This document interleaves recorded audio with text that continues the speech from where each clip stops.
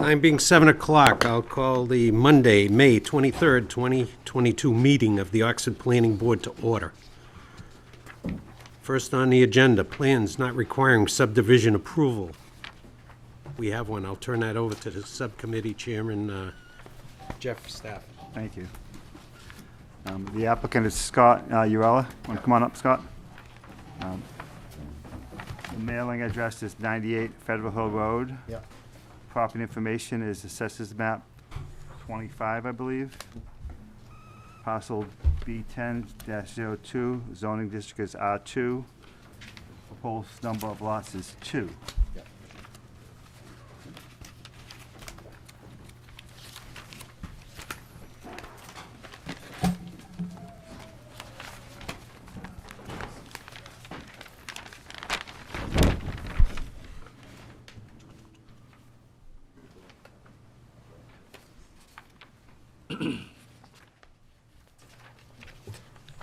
If I may, Mr. Chairman, you'll see on the plans, Lot 1 is being broken off into 2 separate lots, showing adequate frontage. Our factor is satisfied, and the plans conform with our A&R checklist. Anybody have any questions? Call for a motion to approve this plan. I'll make a motion, we approve this plan. Is there a second? Second. All in favor, roll call? Go ahead. Aye. Aye. Aye. Aye. Aye. Motion carried. Good. Good to go. Sign the plan after. Yep. You'll sign it after, and we'll follow up tomorrow. Okay. Okay. Sounds good. All right, yep. Thank you.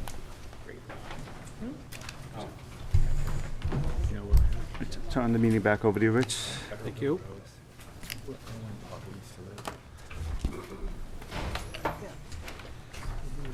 Okay, I'll entertain a motion to approve the minutes of April 25th, 2022. So moved. Is there a second? I'll second it. Seconded by Jeff. Only comment, Chris, you were absent, you know that, so. Any other discussion? There being none, call for roll call, go ahead. I vote aye. Abstain. Aye. Aye. I vote aye. Motion carries. Entertain a motion to approve the minutes of May 9th, 2022. I'll make that a motion. Second.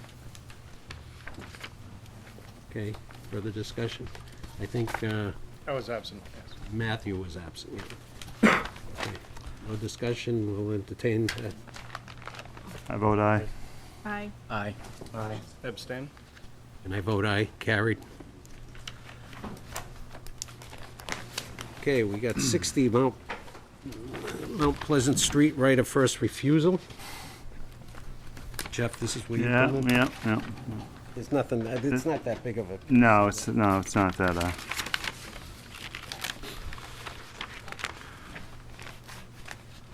Again, due to any kind of funding to purchase this piece of property, I vote that we make a motion that we pass on acquiring it.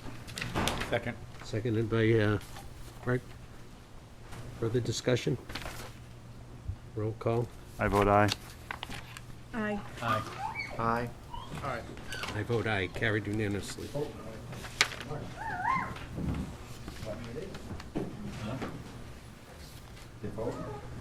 Okay.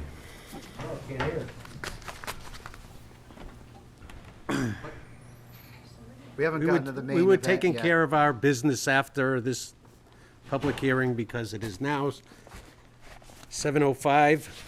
We have a continued public hearing on 75 Depot Road.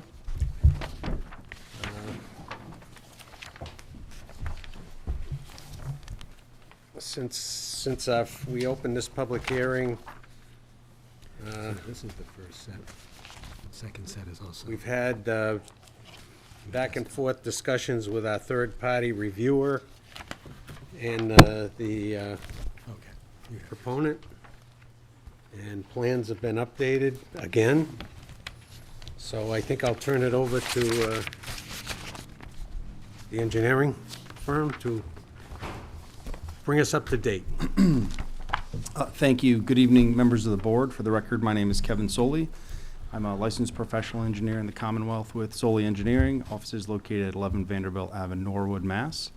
We're here tonight for the continuation of the public hearing for the proposed Oxford Logistics Center on Depot Road. What I wanted to do to start out tonight is to, after the last hearing, we had a lot of really good discussion. We heard a lot of comments and feedback.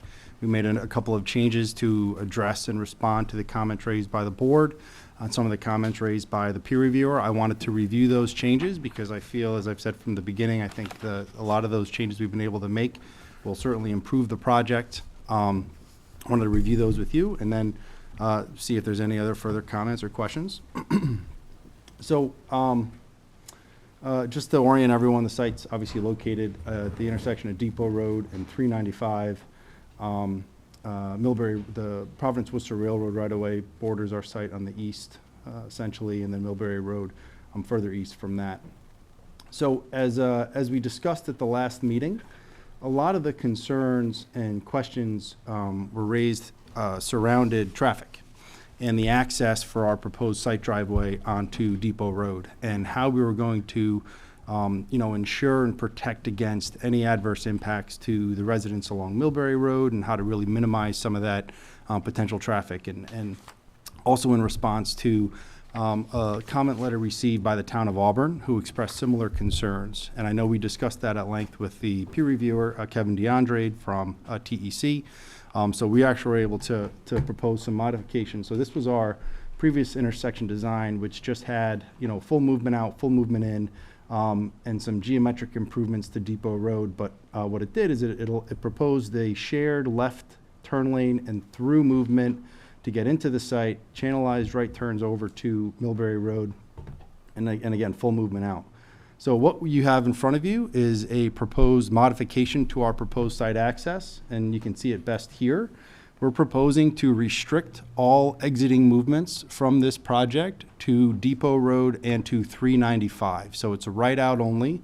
That's for all vehicles, both passenger and tractor trailers, heavy vehicles. And this will prevent the ability for anyone leaving this facility to turn left on Depot Road and travel down, Depot to the east or Millbury Road to the north or even Millbury Road to the south. So this is directing all of our exiting traffic to the highway, to the interstate, which we obviously anticipate would be the primary pattern anyways, but we wanted to provide some geometric improvements to further discourage any traffic, taking the left out of the driveway.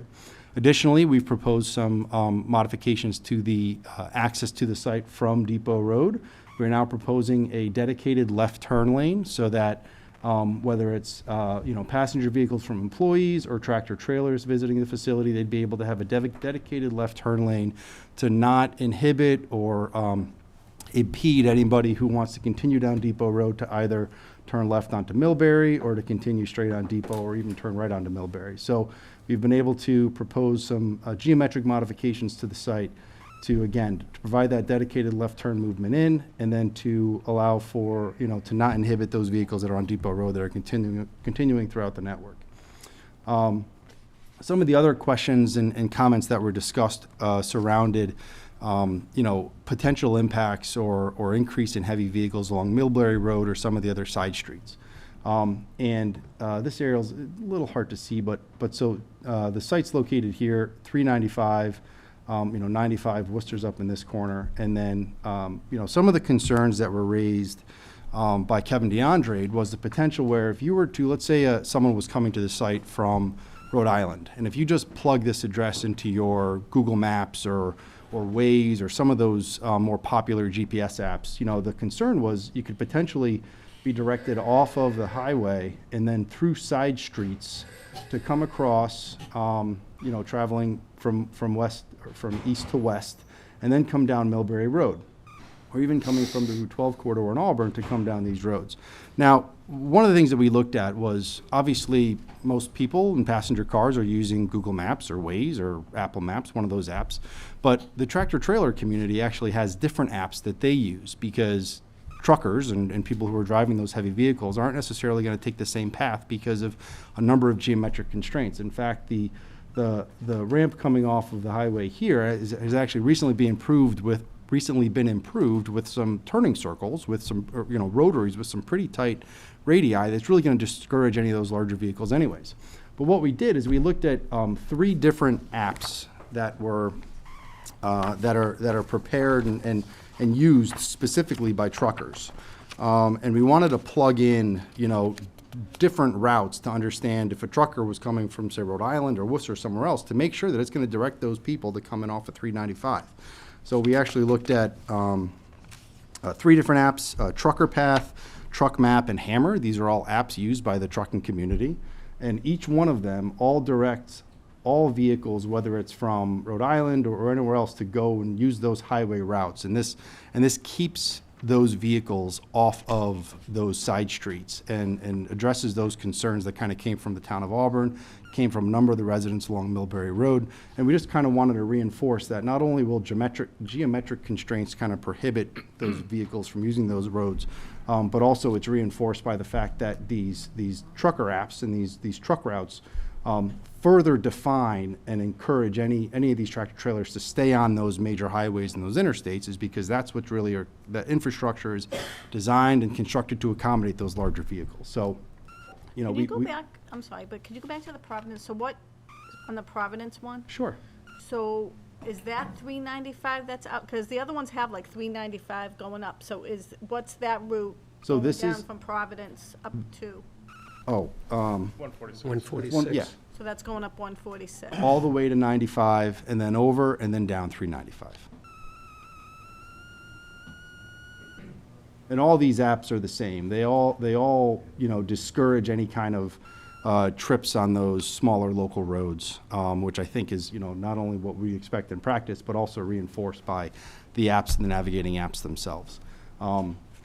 We shared this information with Kevin DeAndre from TEC. He reviewed it, he concurred, and he kind of shared our conclusion that, with the restriction of the right out only, and the fact that all these GPS apps that these professional truck drivers utilize are going to bring them and keep them on those interstates.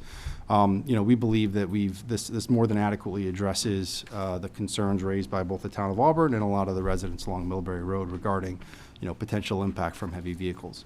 So we've tried to kind of really take that belt and suspenders approach. Additionally, as part of it, are included in our project application is an long-term inspections and maintenance manual for the overall property. And this addresses things having to do with site operations and maintenance for the stormwater system and other inspections and such that the operator of the facility will have to abide by as part of the operations.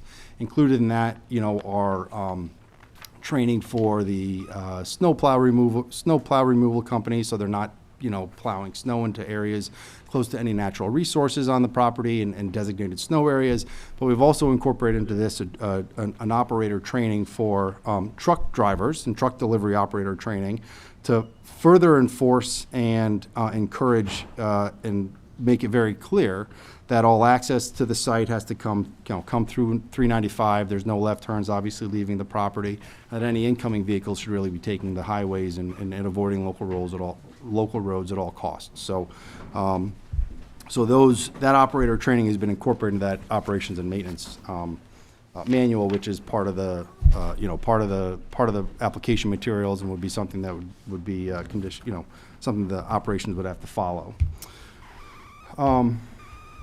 Additionally, some of the other items that we discussed at the last hearing, or was comments that were raised by TEC, was the potential for identifying some areas for some of the parking that might be able to be deferred. So kind of land bank parking, where if the ultimate operators of the facility decided they didn't need as much parking, we wanted to have some areas identified where they could basically prepare it, but then potentially seed it and not actually build the pavement, just so that, to further reduce, obviously, potential impacts from pervious surface.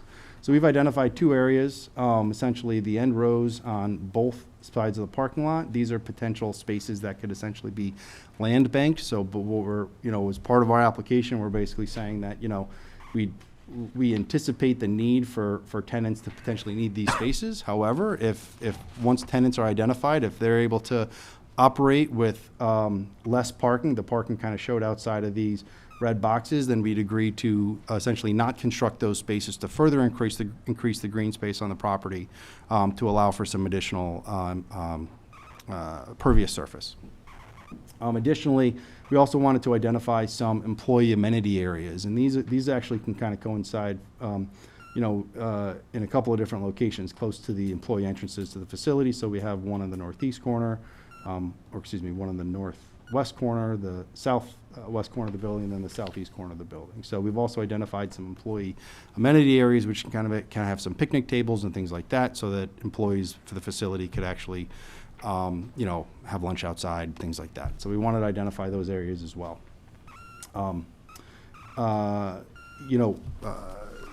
Those were some of the big items that we wanted to make sure we addressed at the last hearing. I know there were some questions and comments regarding the noise, so I kind of wanted to go through the noise study in a little bit more detail, just to kind of summarize the conclusions from that study and kind of reinforce that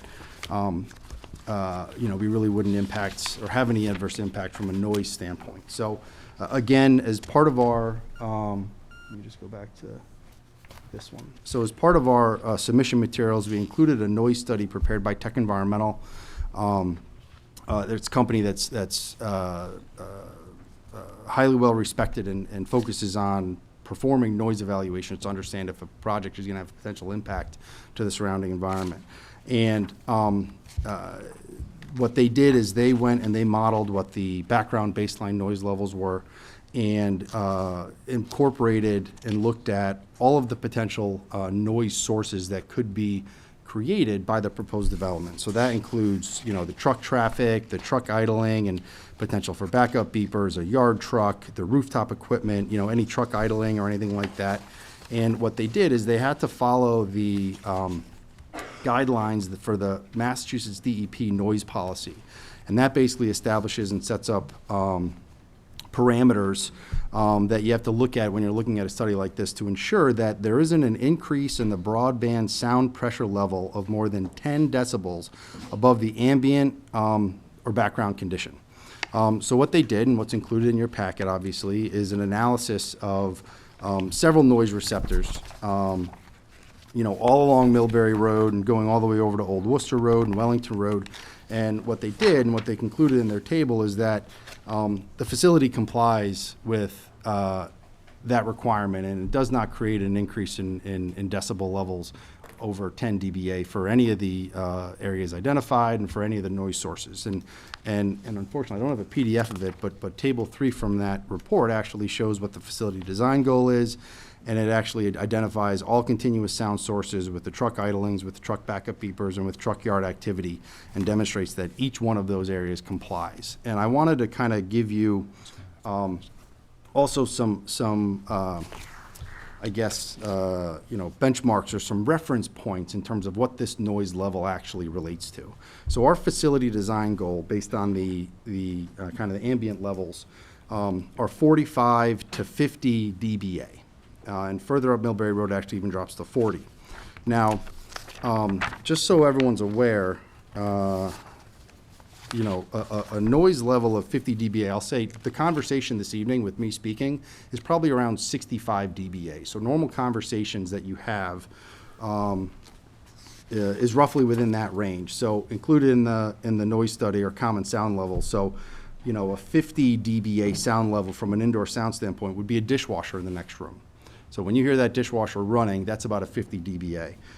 If you were outdoor, a busy suburban area at night is about 50 dBA. And then, normal speech at 3 feet is 60 dBA. And an auto traveling at 40 miles an hour, if you're within 100 feet, is about 60 dBA. So our proposed study, prepared by Tech Environmental, establishes that even with this background noise or with this additional facility, that at any of these receptors, it does not result in a dBA exceeding 45 or really exceeding 45 for any of the receptors of 45 dBA. Does it tell you the frequency, like what's there now, and then once this facility is up and running, how much more frequently those noise levels will be? In other words, how many times, the truck backing up or truck idling, or say the frequency of this facility this size how do- often it does? It does, and what it does is it kind of looks at, it tries to take the most conservative analysis, because it makes three primary assumptions. The model assumes a ground-based temperature inversion, such as may occur on a clear, calm night when sound propagation is at its maximum. So the worst-case scenario would be infrequent. Two, the model assumes that all rooftop equipment operates at maximum load simultaneously. So every rooftop unit would be cranking at the highest at all times, you know. And then the modeling assumes, the modeling analysis assumes that heavy trucks traveling to and from the facility will occur during all daytime and nighttime periods. And then the height of the modeling receptors at the nearest homes are equal to the highest floor of the residence. So they're actually kind of going to those upper floors to understand from a modeling standpoint to make sure that we're trying to get the most conservative analysis. And I'm assuming that the overnight period is the quietest? Yes, yes. Yes, that's correct. So again, I wanted to bring that up again because it was something that was discussed at the end of last hearing, and I just wanted to kind of reinforce the study that was done by Tech Environmental, you know, to kind of further substantiate that we are trying to take a very comprehensive look at this project and, you know, potential impacts to that project. A few other items that I wanted to make sure we touched on. A couple other things have transpired since our last meeting. As I believe the board is aware, we did receive approval from the Oxford Conservation Commission and received an order of conditions for that project, for that approval. That approval was appealed to the DEP. So the DEP will be issuing and is reviewing this project and will be issuing a superseding order of conditions. We had our site walk with representatives from the DEP and the appellant, and some abutting property owners also came to the walk. While we did not, you know, have an obligation to let them join us, we welcomed them on our walk, and we did that walk just last week with representatives from the DEP, with the town's, with the Conservation Commission's peer review consultant. We walked the entire property, and DEP was very focused on really scouring the property, looking for any potential issues or anything that kind of came up as part of the Conservation Commission approval. And, you know, thankfully that, you know, there was nothing observed or anything that would lead us to believe we'd have any different result from the DEP's review of the project and their ultimate superseding conditions. Additionally, we also received our MEPA certificate for our draft environmental impact report. And with that certificate came, you know, additional review by a number of different agencies, and there was some discussion at the last hearing about DEP and, you know, potential concerns or impacts to the water quality surrounding this project, this property, and the surrounding areas. And I know, as we mentioned at the last hearing, this site is located within a wellhead 2 protection zone, which actually has a additional requirement for, you know, for additional protection from nitrogen, from a groundwater standpoint, or things like that. So this was reviewed. The DEIR was again reviewed by representatives from the DEP. You know, they did a very exhaustive review. They looked at the wetlands on the site, the stormwater on the site, you know, water quality, water supply, wastewater, things like that. So they are taking a very hard look at this, and they'll continue to take a look at this as we do. As our next step, we'll be filing our final environmental impact report. So they have reviewed the project. They have, you know, issued comments through that MEPA process, and they'll continue to do so. Additionally, we've also filed for 2 additional permits. We've filed for a water quality certification with the DEP, which is something that's required as part of our permitting with the Army Corps of Engineers. And we've also filed for our general permit from the Army Corps of Engineers for the impacts associated with the proposed access driveway. So we've you know, filed for 2 additional permits since our last hearing. And again, each of those permits have extensive review and oversight from both the DEP and the Army Corps of Engineers. And again, at the end of this project, there will have been quite a bit of technical review, not only from the town of Oxford and their peer review consultants, but also the state DEP and the Army Corps of Engineers. And additionally, we've also kind of furthered the discussions with the Mass DOT regarding our proposed access driveway. We've had follow-up conversations with the Department of Public Works to make sure that we're incorporating and addressing, you know, their comments into our design. that we continue to bring through the process. So we're really trying to make sure that we're addressing all the concerns from all the different regulatory agencies, and we believe that the project that you have before you tonight, represents those, a number of changes and improvements to the project from our initial start. So I think with that, I'd be happy to, answer any questions the board have, but I know there's probably going to be more comments from the public, so we'd be happy to go with the board's discretion. I have a couple questions. Okay, Chris. So can we go back to the map where you've redesigned so that it can take a left? Can we just go through how the tractor trailers are coming northbound and southbound, right? Yes, so the tractor trailers could access the site. Let me go back to the overall, it might be better. Here we go. So from 395, they can get off either traveling northbound or southbound, and then they come down Depot Road. And then our driveway is designed so that, I went the wrong way. So that it has a dedicated left turn lane entering the site. So that if you're continuing from Depot Road onto Millbury Road, or just continuing over the tracks of Depot Road, you have a through lane here, probably see it best here.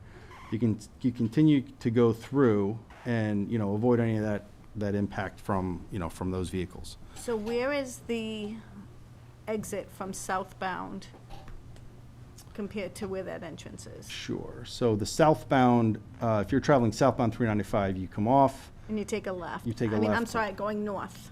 Okay, so northbound, you'd get off northbound, you'd swing around here, and then you would take a left onto Depot Road. So you take a left onto Depot Road to get to that site. Correct. Okay. Both north and south, take lefts. It's gonna be left. Can I? So, and then they'll take a right to get onto the site? They'll take a left onto the site. So they'll turn left Both, so either coming north or south, you gotta take a left, okay. off of the ramps, off of the off-ramps from 395, yes, you have to take a left on Depot Road, And can I? and then a left into the So- site driveway. So again, this is my issue from the get-go. I spoke at last meeting about this, without stopping. They're gonna cross that lane going into the driveway without stopping. There's no stop sign there when they make that left-hand turn. So that approach is controlled by the DOT. Yeah. That's a Mass DOT controlled approach. When anyone's taking a left turn, especially tractor trailers, they don't just, What? My point is they don't have to because there's no stop sign there. so the DOT won't allow us to treat individual approaches differently. We can't just put a stop sign on just the left turn lane and allow the through lane to continue through. And what we did as part of our alternative analysis with the DOT, we talked about several different ways to potentially control these intersections. And what we ended up with was that it's appropriate to allow Depot Road to be that free-flowing movement without the stop signs, and then the minor approaches, so our driveway would have the stop sign. But that's not how it is, because Millbury Road is the free-flowing road. There's a stop sign at the end of Depot Road going to Millbury. Correct, and I think- Millbury Road is the free-flowing road. Correct, Stopping. and today. That's gonna create a problem when you have a trailer truck. Yeah. Well, Turning left. so part of one of the things that we had to deal with as we first looked at this project is that existing intersection Oh, yeah. I'm not has a number of disagreeing. deficiencies. And the fact that Millbury Road has been, you can kind of see it with this aerial. It's, you can kind of come through here without stopping, cross the tracks. Yeah, there's no stop sign down both ways. Exactly. So part of this project is actually allows us to kind of take this existing geometric problem and fix it and create some safety measures and incorporate some safety measures to help that. Because, a free-flowing movement on Millbury Road over the railroad without any kind of control is dangerous. Yeah, but I think it's just as dangerous for a trailer truck to make a left-hand turn without having to stop. Well, I don't think that tractor trailers generally turn left without stopping. The point is, they don't have to. Well, Again, you want to get in an accident, I suppose they don't have to. But I mean, it's the rule of the road. If you're taking a left-hand turn, you're supposed to stop if there's someone especially coming. when you're going across another lane. Well, and I think Mass DOT obviously will be very focused on this. They have jurisdiction over how this application gets approved and how it gets reviewed through their access permit process. And as I mentioned, we've had substantial conversations with them and DPW and the Department of Public Utilities, who actually regulates all railroad crossings. Am I correct that you're asking us to approve the site plan and the special permit before we know what DOT is going to do or allow you to do? Well, unfortunately, that's the process that exists in the state of Massachusetts, in the Commonwealth. When you're looking at an application, we have to do our best to design a project that's going to satisfy what their ultimate approvals are, but we can't go pursue our access permit from the DOT until it's approved locally, and in this case, because we also have MEPA review, until we've gone all the way through the MEPA process and have our Section 61 findings from Mass DOT. So what I can say is, though, the geometry that's proposed for the access into the site, if there's a substantive change to this, as part of that DOT approval and permitting, we can come back to this board and review that with you to make sure that it's something that you're comfortable with. You can or you have to? Both.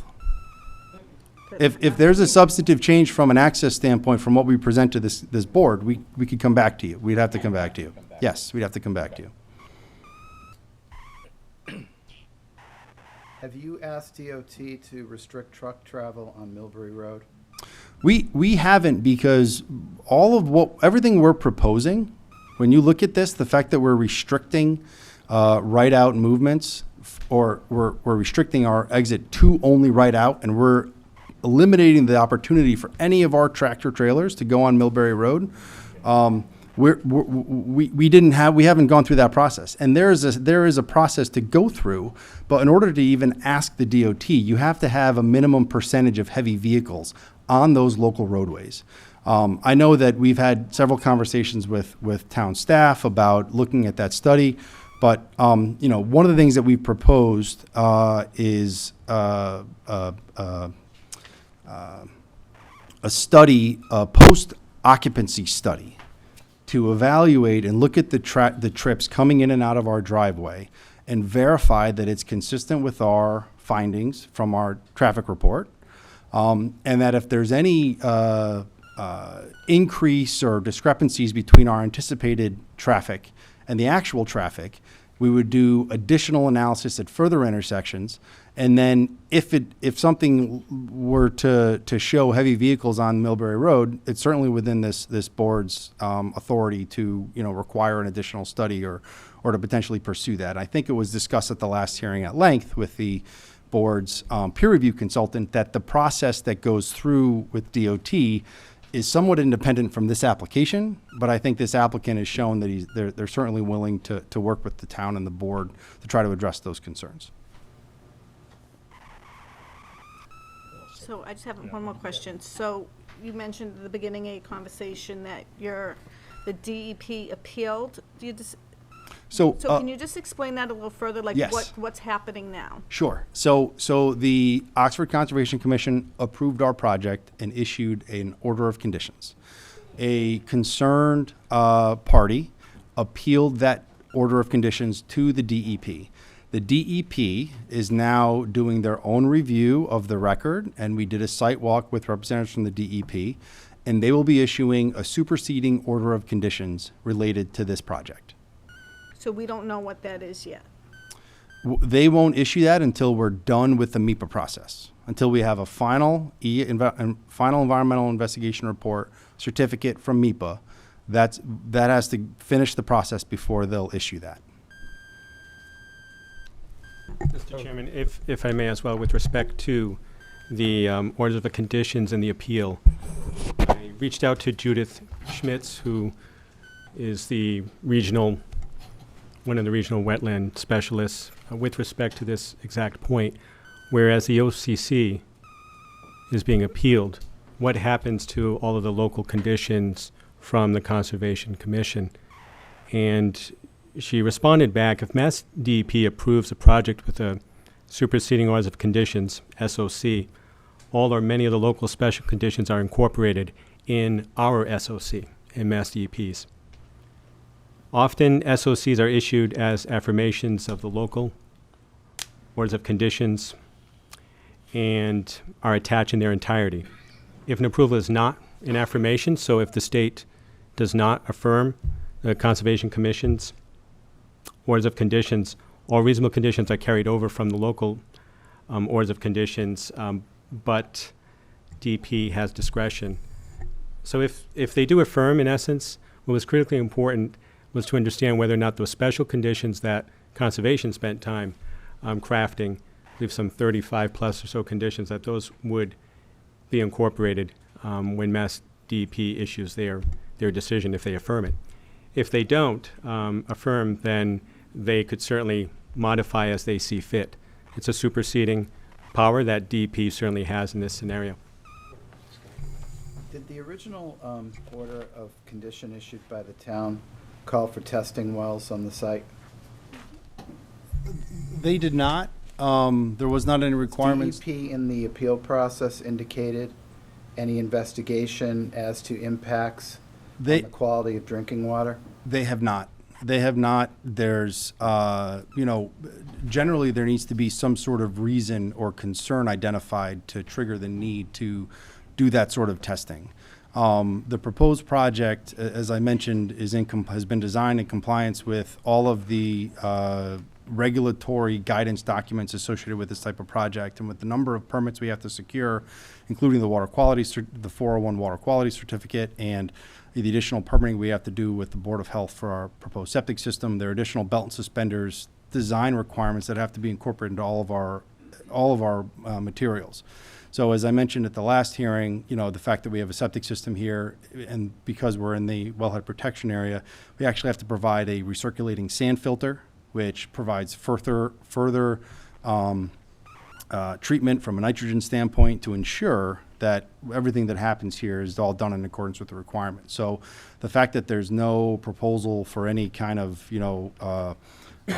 any other environmental concerns, and we're doing everything in accordance with all of the applicable requirements, there's no need, or there hasn't been any need to do any analysis of well water on the site or anywhere.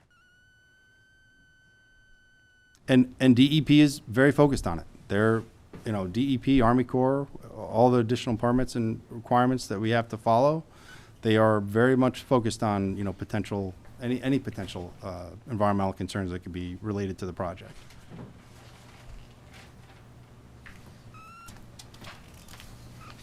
Okay, anyone else from the board? I just have one more question. Okay, Chris. So in regards to the noise study, so if you go back to that, so say that plan, so if you're traveling 395 and you're going north, so you'd be able to see the facility from 395? No, you would not. No. So how much area is there between the building and 395? Like how much? Not much.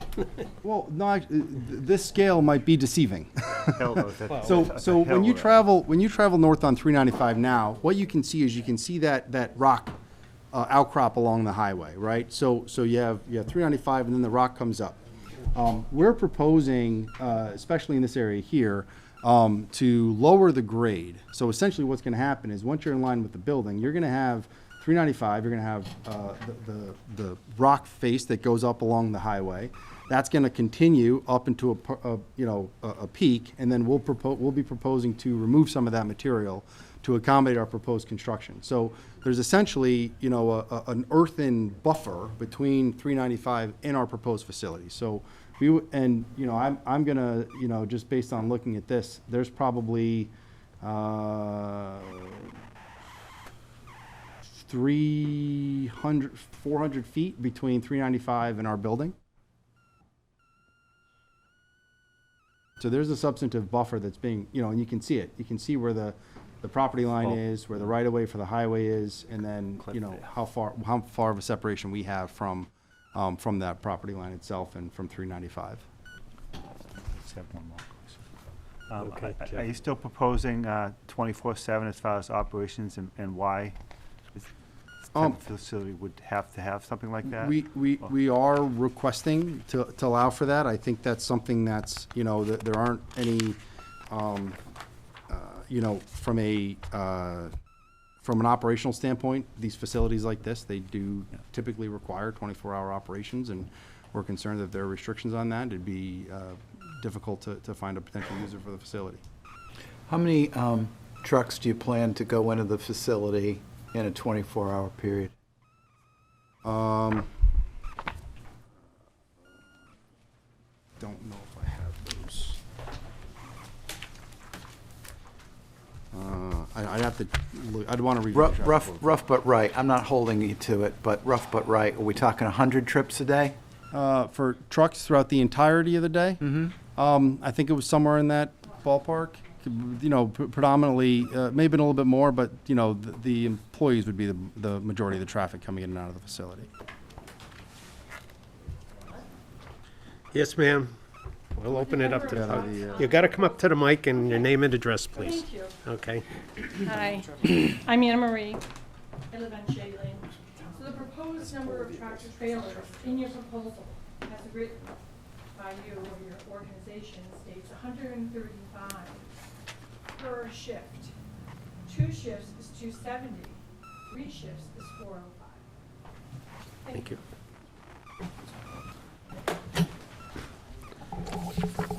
Do you agree with that? I'm going to pull up our traffic report. I don't want to misspeak, so I'm going to pull up that traffic report. and I tell you. recall Yeah. 134. Now, whether it was a shift, but I recall that number. Yeah. Well, I Give me want to. one moment. I want to clarify if it's 130 a shift and there are 4 shifts. I want to clarify that. Okay. I want to know in a 24-hour period, how many truck trips into the facility will there be? I thought it was 135.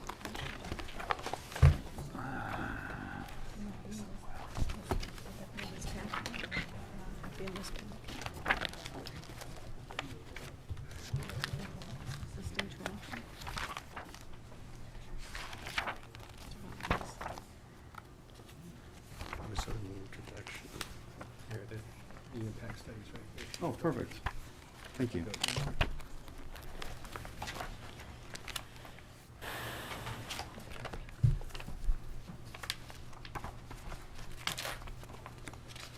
Pull up the right page. It's a long document.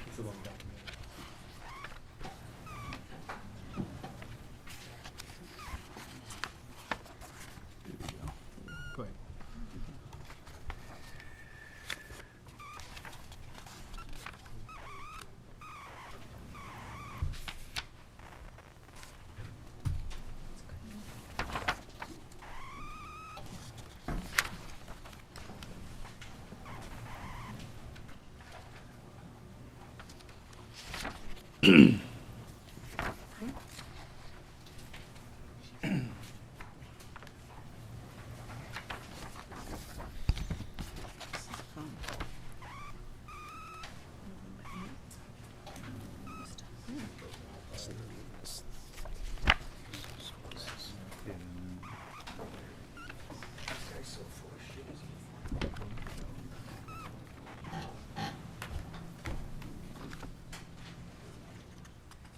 It's on page, I think it's on page 7 or 8, maybe? Oh, you found it? I think so, yeah. The There we go, 135? right there. So, total trucks throughout a day would be 270, For 2 shifts. which is the anticipated operation of the proposed facility, yes. Any changes, I think as specified and is presented to this board, any changes from an operation standpoint, other than what's been presented and submitted, would require us to come back before this board. And I think we proposed. We're gonna Wait, restrict wait. hours, obviously. How- Can't have 3 shifts, okay? That's what it's gonna be. I mean, 2 shifts. Yeah.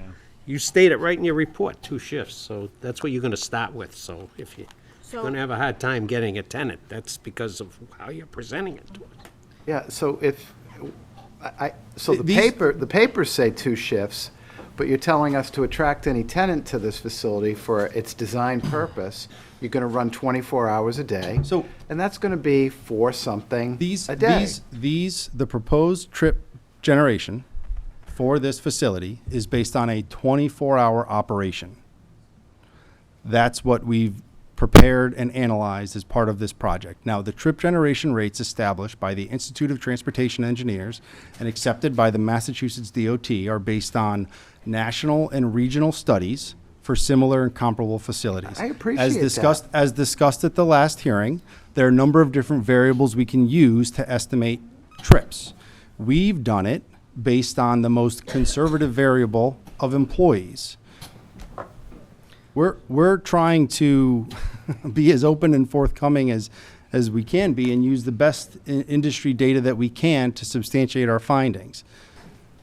Can I just ask a couple qualifying questions here? This is total trips in and out combined. That's correct.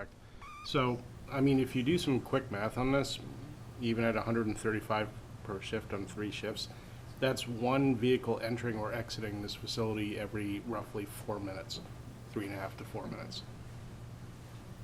That's a lot. Yes and no. If you stand in the street for 4 minutes and 1 car goes by, but overall, it is considerable amount of extra traffic over a period of 24 hours.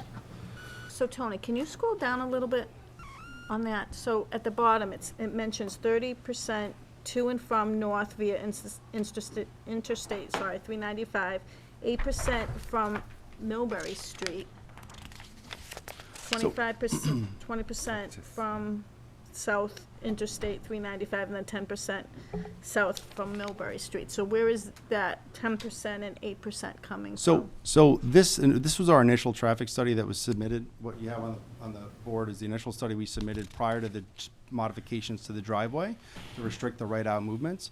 On May 16th, we submitted a supplemental memo which identified and adjusted those distribution patterns to reflect that right-out only. So essentially, anyone who we had previously thought, and we had only assumed maybe potential employees may come down Millbury Road, we've redirected all those trips to go on and off of 395, and our conclusion is the same, that we won't have any adverse impact on operating conditions from a traffic standpoint. And again, this entire process and project has not only been reviewed by Kevin DeAndre, a professional traffic operations engineer with TEC, but also the Massachusetts Department of Transportation. Okay, all set? Yes, sir. You hear- 119 Millbury Road. Can we have people stand at the podium? Podium, please. We changed our out from your last meeting. We have, yes. So I want to say I agree with him on one thing. There's an app or a GPS that's made just for truckers. What I will say is wrong is I had one of those because I had an RV that was the size of a tractor trailer. And that GPS that was made just for truckers does not restrict you from coming down Millbury Road. And all day long, in the last year and a half or so, we have tractor trailers coming up and down that road. And the road is just, you guys must know the road is. Trucks are falling off the side, tipping over on the side, 3 of them this year. So the GPS is not gonna stop truckers from coming down this road. They do it all day long. That's all I have to say. Thank you. Yes, sir. Do I have permission to put a PowerPoint presentation on the screen by any chance?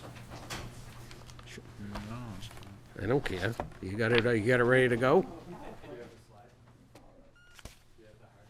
Yeah, we got it right over here.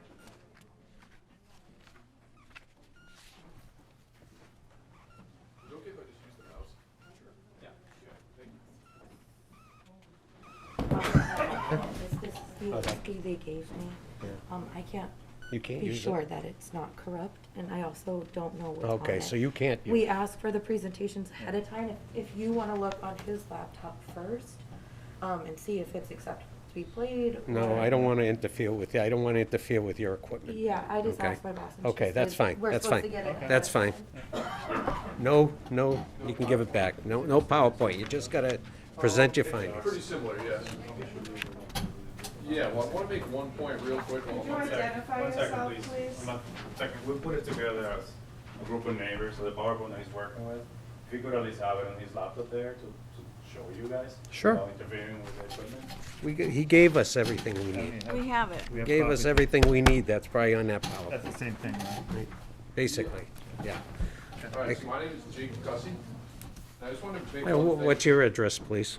432 South Street, just across the border of Oxford, on Millbury Road. I just wanted to say some data that I pulled here, just we were talking about trucks leaving the facility. typical warehouse, there are normally 4 to 8 truck deliveries per bay per day. This proposed project has 145 bays, so multiply that by 145 bays and trips to and from Interstate 395, Route 20, Interstate 90, Route 12, as well as Route 146. This equates to 1,160 to 2,320 trips per day through densely populated neighborhoods, including at least one school zone. I mean, that's pretty staggering statistics.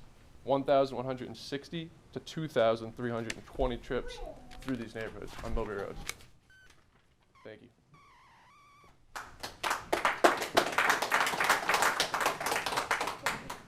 Yes, ma'am. Hello, my name is Colleen Pappas. I am the CEO of the Realtor Association of Central Mass and the Commercial Alliance of Central Mass. I am here as a resident and also a CEO of a Realtor Association. I appreciate your time. I understand your roles. So I just have a few things. My role as a CEO of the Realtor Association, I do not have a special interest in any of this except for home ownership. I represent it. I live it, I breathe it. So here are a few points that my legal team put together for the zoning board, the planning board to consider tonight. First, the project narrative indicates that co-tenancy is the tenant is the intent of the development. Who is the end user? There are 114 loading docks, 478 employee parking spots, implying a massive operation. The planning board should not allow this type of development without knowledge of who the end user will be. It is impossible to know if the development is attracting new types of industry or if the end user is unknown. What associated jobs will pay or how their operations may affect the quality of life for Oxford residents. Second point. We understand that you would like this, okay? But please be silent. We are trying to get through this Right, meeting. and this is for the zoning board, not for you. The purpose of light industrial zoning in Oxford is to attract new industries with little to no environmental impact. However, the project narrative notes that the development site characteristics include federally regulated wetlands in Chimney Pond. Given the size and scope of this development, it seems like there could be real environmental impact. While the project proponents will replicate wetlands, the development may negatively impact any native species in the naturally existing wetlands. It could be argued, which goes back to the DEP having a objection, correct? That it is little to no environmental impact. The town should take a closer look at the environmental conditions on site. I get the Conservation Committee already approved it, but it is a concern. Third point, and I only have 3. As noted in a traffic peer review posted to the town's website, the site is configured for large tractor trailer trucks.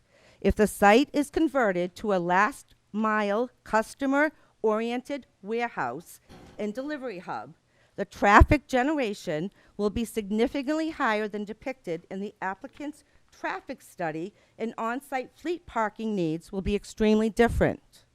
Again, this project should not be approved without an identified end user, because only then can real impacts be understood. If the end user is truly unknown to the developer, that means the project may be vulnerable to fluctuations in the economy.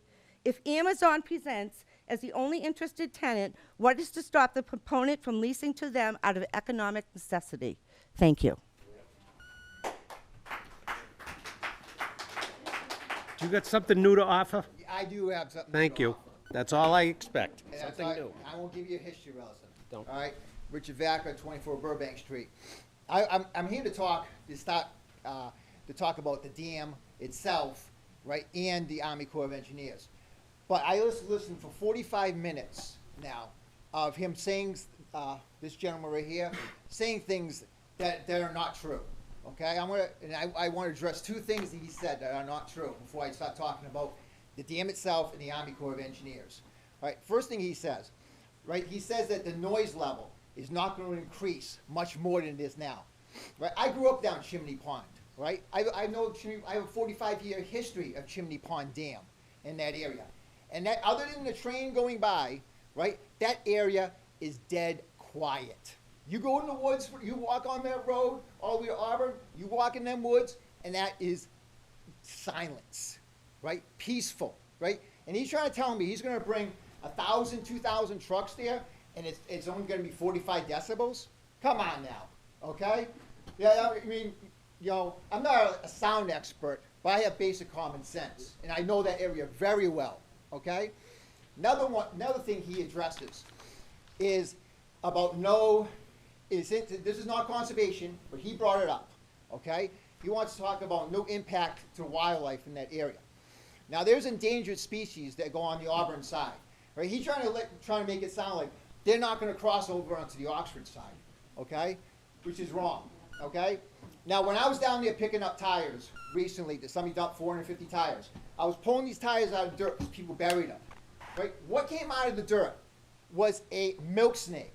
Now, I've been in these woods in Oxford for 45 years.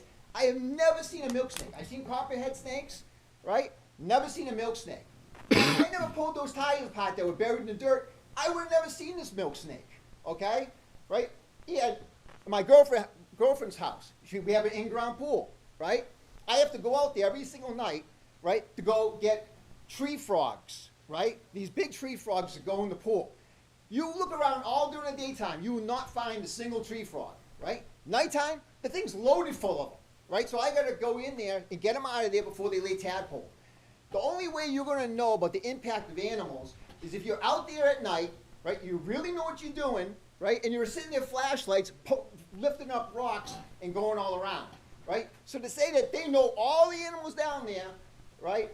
And there's no impact and nothing's going to be damaged is a load of malarkey, okay? So let's talk about the dam. That's the elephant in the room, okay? That dam, right, is like 1920s. It's one of 5 of these dams. Now, I just had a meeting with the Army Corps of Engineers. They told me another one, Wellington Brook Dam, which is right next to the police station, which I didn't even know about. There's no road, no trail down there. That is downstream from Chimney Pond Dam, right? So they're not even talking. I said at the end of the meeting, I want a cost study of what it is to repair or rebuild that dam. The town manager, assistant town manager, blurts out, oh, Army Corps. Well, let me tell you something. The Army Corps doesn't know any of these dams, these 5 dams in the town of Oxford, right?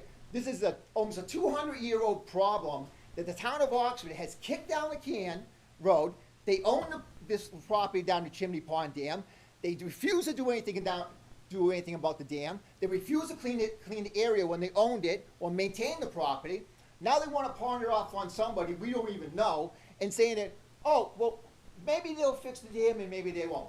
As soon as they move in, if you can't get them to rebuild the dam now, right? They're not.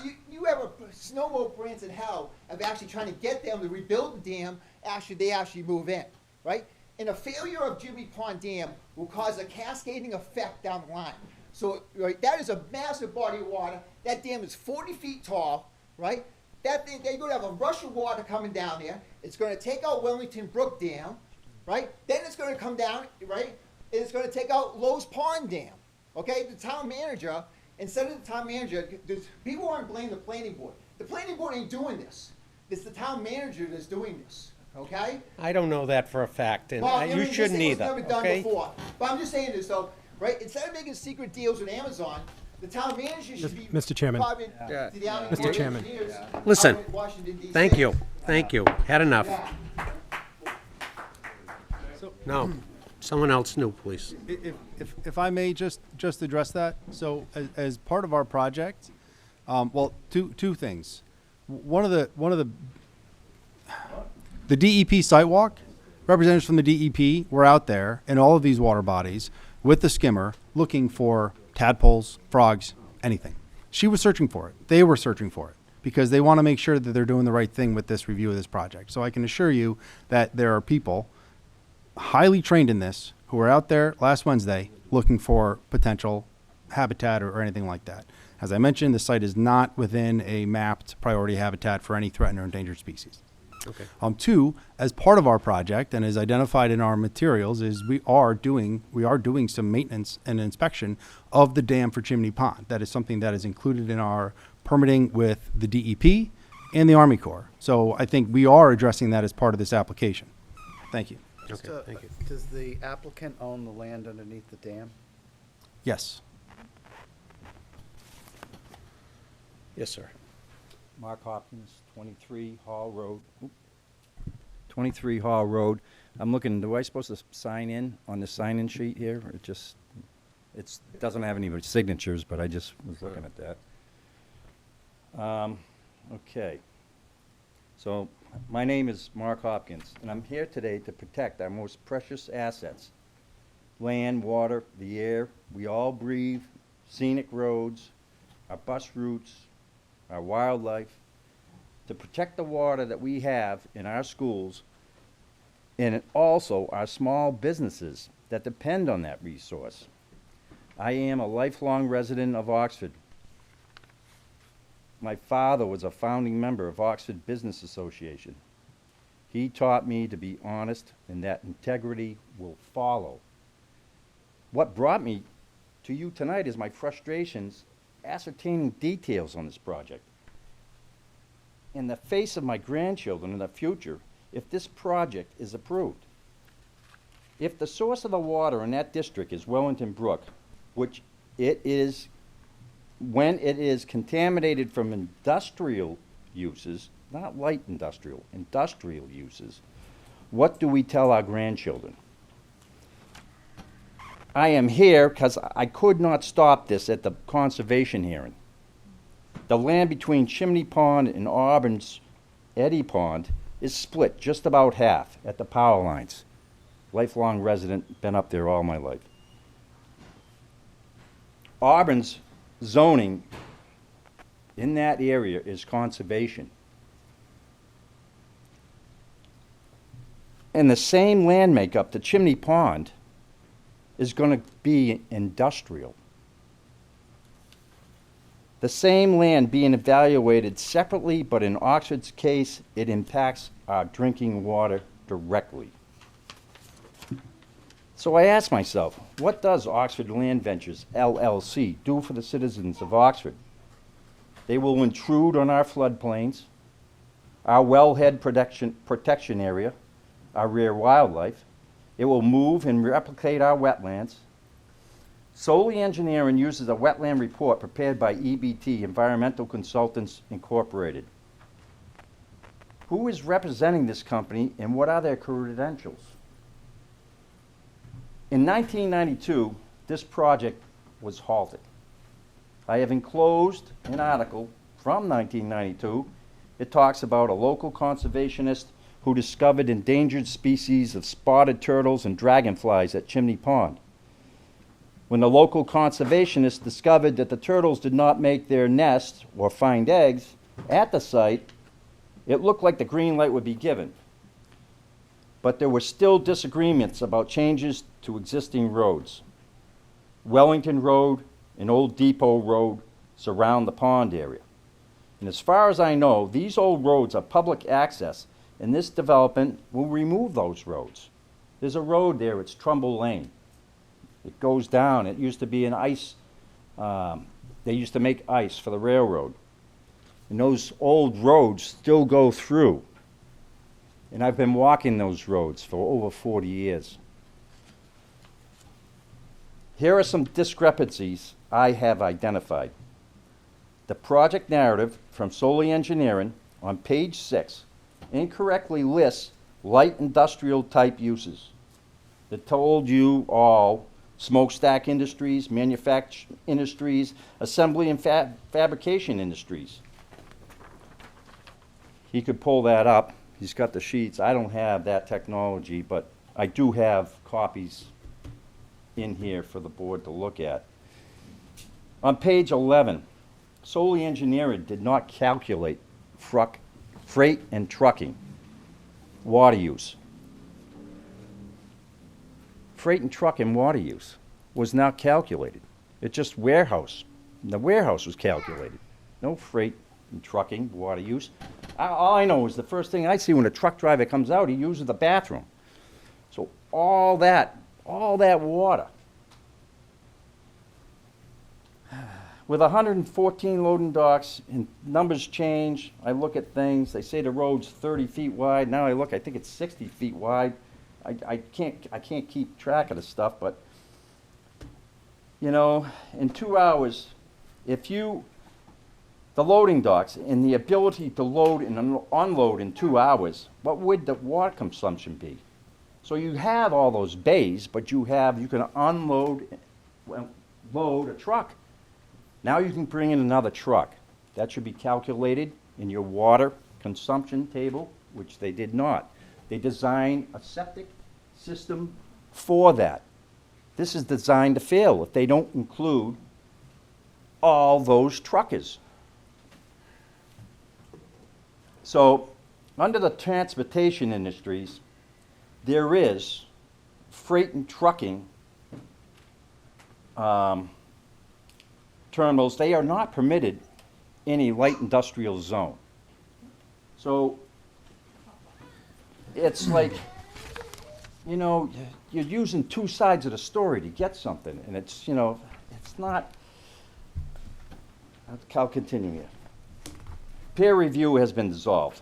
After my conversation with the Director of Planning and Economic Development and some lengthy discussion, he is letting Oxford Logistics Center file under wholesale distribution facilities when in fact it is a freight and trucking terminal company with wholesale distribution facilities.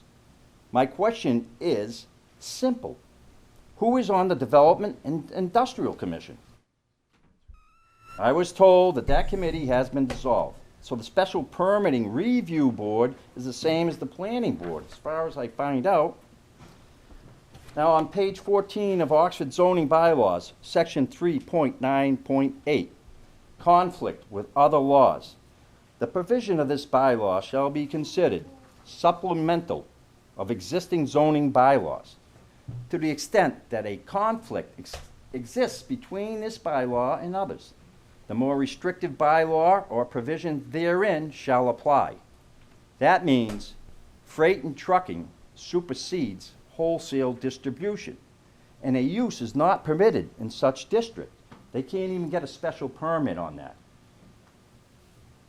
It is on page 26, zoning bylaws, table 3, uses allowed in industrial districts. On page 35 of the town Oxford zoning bylaws, table 4, there is a highway interchange district that requires 250 feet of road frontage. Solely engineering states 145.9 feet, if my information is correct, of frontage. So in summary, I, as all Oxford citizens, trust this board is acting in good faith and are upholding their oath to the office, to the people bound by their bonds to have integrity through trust of honesty. I'm just asking to protect my grandchildren. That's drinking water. It's one of the most important things we have. Thank you. Thank you. Yes, sir. Mr. Chairman, would you like me to Yeah, I'd like, just go ahead, Tony. just Let's get 2 this- minutes and then you can. Yeah. So to be clear, the applicant is the one that chose the use in the application. And they filed under wholesale distribution facilities, which requires site plan review with special permit. The gentleman is correct. Freight and trucking terminals are not allowed in the light industrial. There are approximately 17, 18 or so uses in the industrial zoning districts, of which 11 or so are allowed in the light industrial. And there are uses such as smokestack industries, extractive industries, manufacturing. Those are not allowed in the light industrial. Under transportation, there are 3 uses identified. And the gentleman is correct. Freight and trucking terminals are not allowed in the light industrial. The applicant is the one that submitted the application to fall under wholesale distribution facilities, which requires site plan review with special permit. Is there a component of trucking? Absolutely. Is there a component of trucking in the various industrial uses? Yes.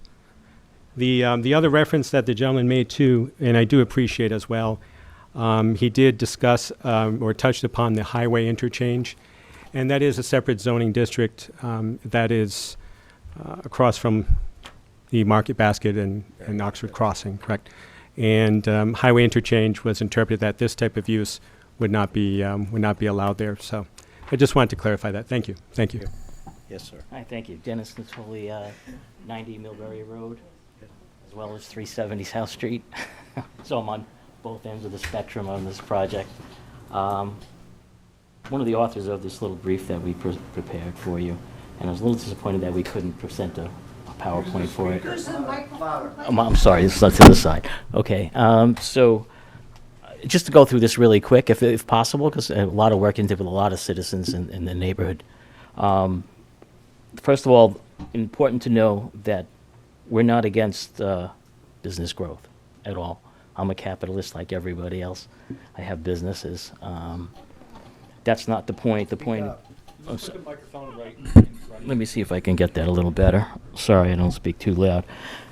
Okay, so again, we're not against business and revenue for the town at all. It's just in the right place, in the right business. This is currently proposed a warehouse, 450,000 square feet, and for some reason prior it was 350, and now it's even bigger. And just to put things into into perspective rather, Fenway Park is a total of 392,000 square feet plus. So that would fit inside this building alone. It's not counting the whole 20 acres of the project. And looking at when I'm new to Oxford, years in Auburn, okay. Again, I was chair of the zoning board. I was on there for 20 years. I'm currently writing bylaws for the town on the review committee. I'm vice chair of that as well. I was looking at your master plan. Most of it is to protect natural resources, preserve open space, enhance community character. I don't think this kind of falls within that purvey at all. Your 3.0 on the purposes of the Oxford zoning bylaw, to lessen congestion in the streets, to conserve health, safety, fire. I don't think this is really kind of meeting that as well. I don't have to talk about environmentally sensitive this area is. Everyone has already kind of spoken to that. The roads, that's an issue. Your own peer consultant, to phrase, he said it was deplorable, the roads in the area. Again, in your brief, there's a lot of pictures. Tractor trailers do come by. I see them 3 or 4 a day. Okay, I don't know if they don't have the GPS or they're just not following it, but without this terminal here, it's already busy. So you can imagine these streets and how unsafe it's going to be. I know they're preparing signs, or possibly that's going to mitigate. Probably the same signs you see on 290 where it says no truck in the left lane, while you're driving in the left lane behind a truck. So, I mean, it's just not going to do it. It's not realistic, okay? I'm not going to go through the environmental hazards there. No. People have already spoken with that. Yep. Noise pollution. I do have an issue with the noise of their calculations. I know they come from someplace in Boston that tells you that you speak at 60 dB, but a tractor trailer running is going to be less. Okay, first of all, I don't know what studies they've taken, but there's a thing when it comes to sound studies called boundary loading. In other words, you have a warehouse and it's a solid brick or whatever it's made of. Sound, when it hits, it actually intensifies as it boundary loads, especially lower frequencies. They're omnipresent, they spread all over the place. So I don't know if any of those studies were actually taken with that in mind. I mean, Dr. Bowe has made a whole company in Worcester, $1 billion, and his whole theory, and he was a brilliant man, was pretty much that when what you hear, especially, say, in this room, towards the back, when they're listening, it's not directly coming from them, it's really kind of reflecting. His Wave music station was actually this little speaker that produced an unbelievable sound because it boundary loads. You put it against a hard surface, it gets louder. Take your cell phone, play some music, let it go, put your hand under it. You're going to hear that amplify. It's just the character of physics of sound. I don't believe that was taken in consideration. Jake brakes on a truck. Anybody knows anything about trucks? Their dB level goes anywhere from 100 to 175 dB. At night, it's just going to be incredible for the neighborhood. I will go through light pollution. This has all been presented to the board, so I'm going to go towards the end. One thing that really drove me to stay in the area, and I love the town of Oxford because, one, your downtown, now would we say my downtown, is really pretty. It is a character that Auburn didn't have. We're trying to get that. I don't know if you noticed, they're trying to design it, but it's too late. The businesses are there. You can try to put as much lipstick on that. It still looks like a commercial zone. And that downtown isn't as pretty as Oxford's. You know, I'll admit that. I love Oxford's downtown.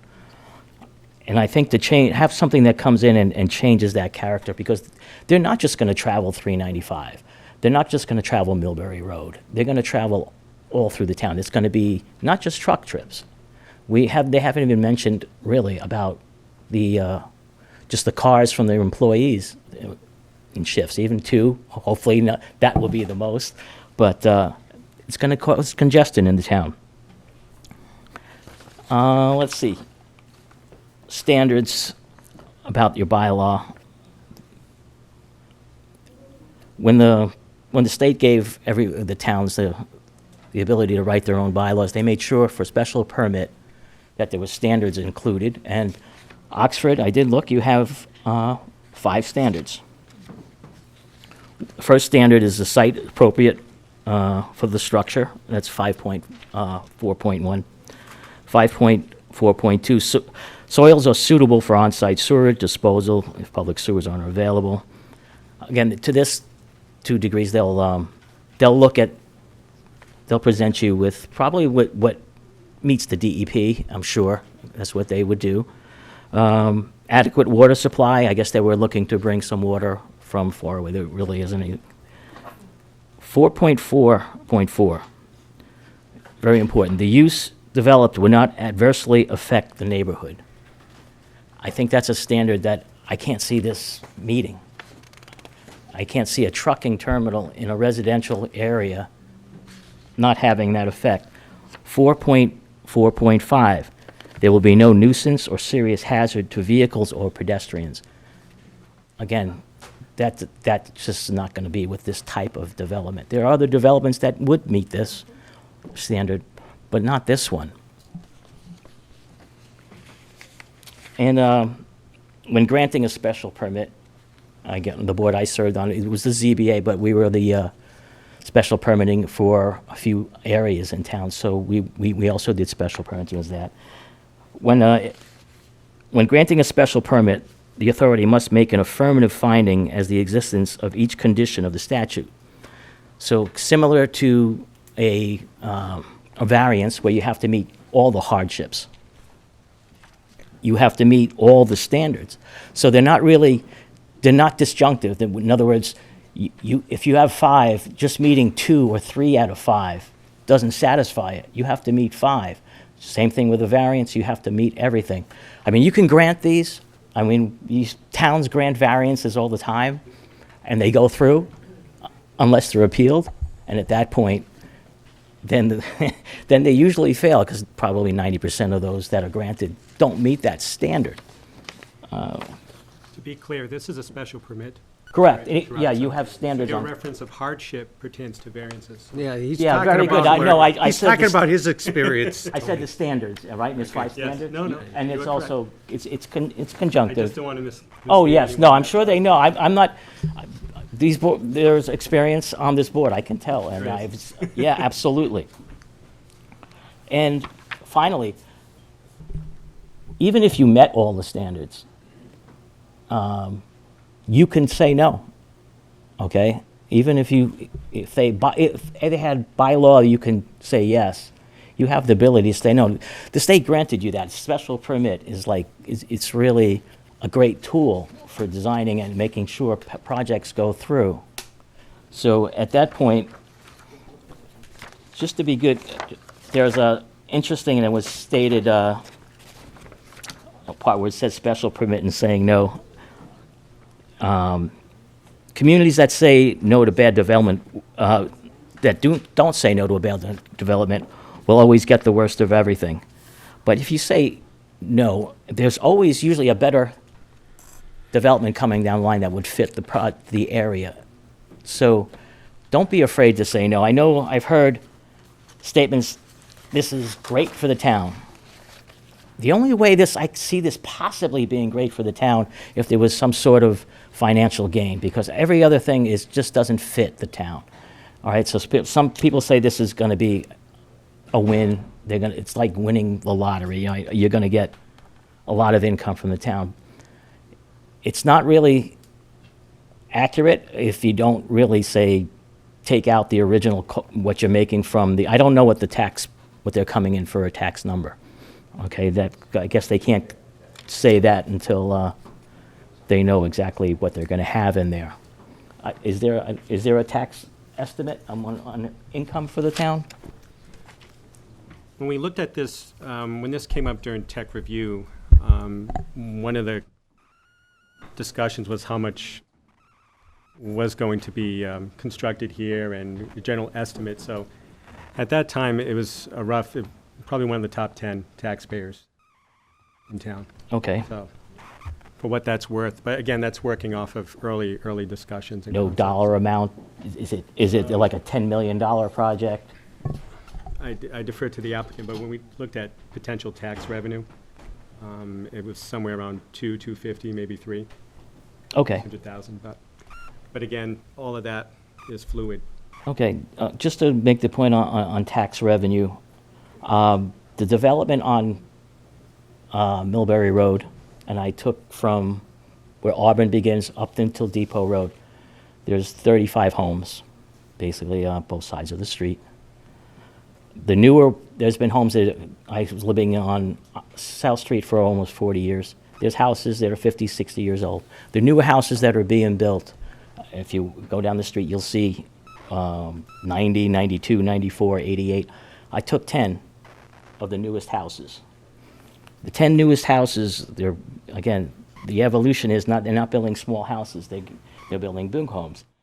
The tax assessed value of those, just the 10, is $4,640,000 and it's $4,640,200. Tax revenue just from those 10 houses is $75,000 a year. Now there's about 37 lots possible. There's different lots that are available in the residential area. 37.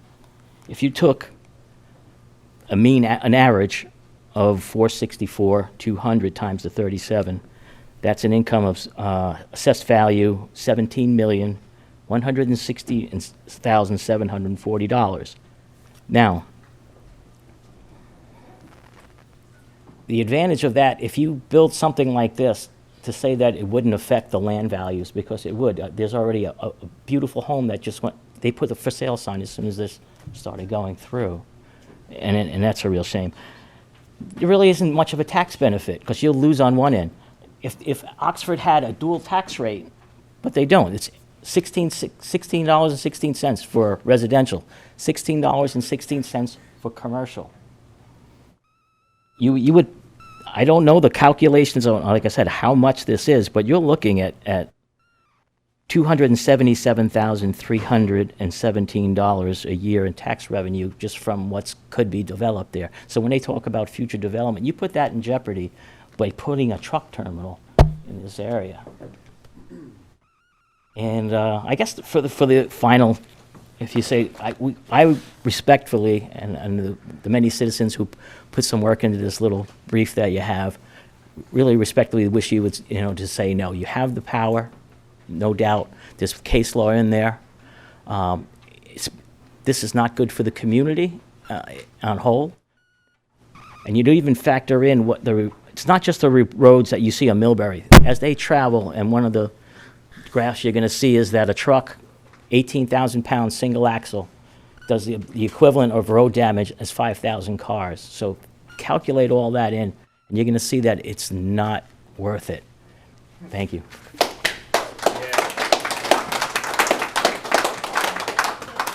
Yes, John? But we're talking dollars, so if we're going to talk dollars. Yeah, why not, right? Let's talk dollars. All right, so the average home is $283,000. The average tax bill is $4,570. The NS, the net student spend that the government, the state demands that us to spend is $7,830. You take the $4,570 from the $738 and take the $1,458 students, you got a shortfall of $4,473. Now, Bay Path, it's $11,192. Take the $4,570, you have a shortfall of $6,622. 141 students going, that's another $933,000. So the total is $5,687,000 shortfall just for the schools, not including our share of the health care that they're the largest employer, which is on our side of the budget, which is $8 million, 17% of our budget, and not including the DPW, which is on our side of the budget for their fields and their snow removal. We have 4 buildings operating at 45% capacity. They can educate 3,200 kids. We got 1,458 kids. Now, we're talking dollars. Be quiet. I listen to you. Yes. Shush. So what I'm trying to say here, what I'm trying to say here, Just announce yourself who you are. That's I'm all I John want. Ewell, Chairman of the Finance Committee, 2 Conlin Road. What I'm trying to say here is we have some financial needs in this community. I'm not for or against this project, but I want you to know, and I find it laughable, when Auburn, whose levy, ours is 26 million, theirs is 44, our budget is 46, their levy is almost our whole budget. I go down Millbury Street to go to the mall, to go to my bank, because my bank moved on Main Street. So I've got to go down, it's on the corner of 20 and Millbury Street. Why are there trucks going down? Because there's a mall in Millbury now. We don't have a mall. Which is going out of bankruptcy. So my point is that we have 20% of our real estate value is in business. IPG is one of the largest, Wilson Learning. We need to plan to come up with, I believe in smart growth. So as I said in the beginning, I'm not for this, I'm not against this, but our shortfall, right now we should be paying $19.70 per thousand on average to make the shortfall up that I just talked about the schools. Unrestricted aid is $2,300,000 that we get from a lottery from the state. Local receipts are $3 million. So we come up with $5,400,000. We're still short the $300,000 because I just said it's almost $5,700,000 that we're short. So I just want to educate everybody out there that we lose unless we start building 700,000 square assessed homes instead of the 283,000 average value. Unless we start building multi-million-dollar homes, we're not going to be able to fix the roads. We're not going to be able to afford delivery. Now, there's another way of doing it if we don't want to attract business. We can cut library hours. We can cut recreation. We can cut and cut. Then you know what? We can afford deliver, but who the hell wants to? So, I just want to make sure that everybody understands that when you're talking about business, and I don't care what this business is, and I'm saying I'm not for him, I'm not against him, but we need to grow. And part of our master plan is to grow over the next 5 to 10 years from a 20% to a 30% so that we can afford to live here, so that it takes our tax burden for our homes, which are modest, at $283,000 average, we can all afford to live here. Now, are we affordable? We must be, because 42% of the kids that attend our schools come from economically disadvantaged families. So evidently, they can afford to live here. Now, the question is, how do we support it? Well, there's a lot of ways to do it. We can raise our taxes, we can cut our services, or we can grow business. I want to grow business, but I want to do it smartly. So like I said, I'm not against this, I'm not for this, but I think you need to understand there's no free lunch, okay? So this is what we're facing with. Right now, our 4 buildings, our schools, we got over $2 million in roofs for FY24 coming up. We just approved the FY23 budget. We found the foundations of Barton and Chaffee School is going to be over $500 $500,000 to fix the foundations. We just gave them almost $500,000 to fix the siding. I'm here to tell you, it's going to be a lot more when they start taking the siding off, what they have to do to fix the water damage in those two buildings. And we're operating at 45% capacity right now. Do we need 4 buildings? Can we afford 4 buildings? I don't know the answer to that. I'll let smarter people than me try to figure it out, but I'm telling you right now, we better start thinking about how we can grow business in this community smartly, because we're not gonna be able to afford to live here, and we're not gonna want to live here because we can't afford the services. Forget fixing the roads. We don't have the money. You don't wanna borrow money for the town garage. You don't wanna borrow money for the roads. We're not gonna be able to borrow money to fix these school buildings either. So I just wanted to make a point. Thanks, John. What I'm trying to say is economically, we need to start thinking about this intelligently. And I've said my piece. We do know it, John. I'm going to take a moment now. Thank you, John. Go ahead. Our official zoning map for this area that we're discussing tonight, back in 1971, was industrial zoned. And one portion was light industrial that was created at that time. Okay? That's 51 years ago. Okay? We had, the plan of this town was to place businesses in this area. So this is nothing new. Okay? It's old.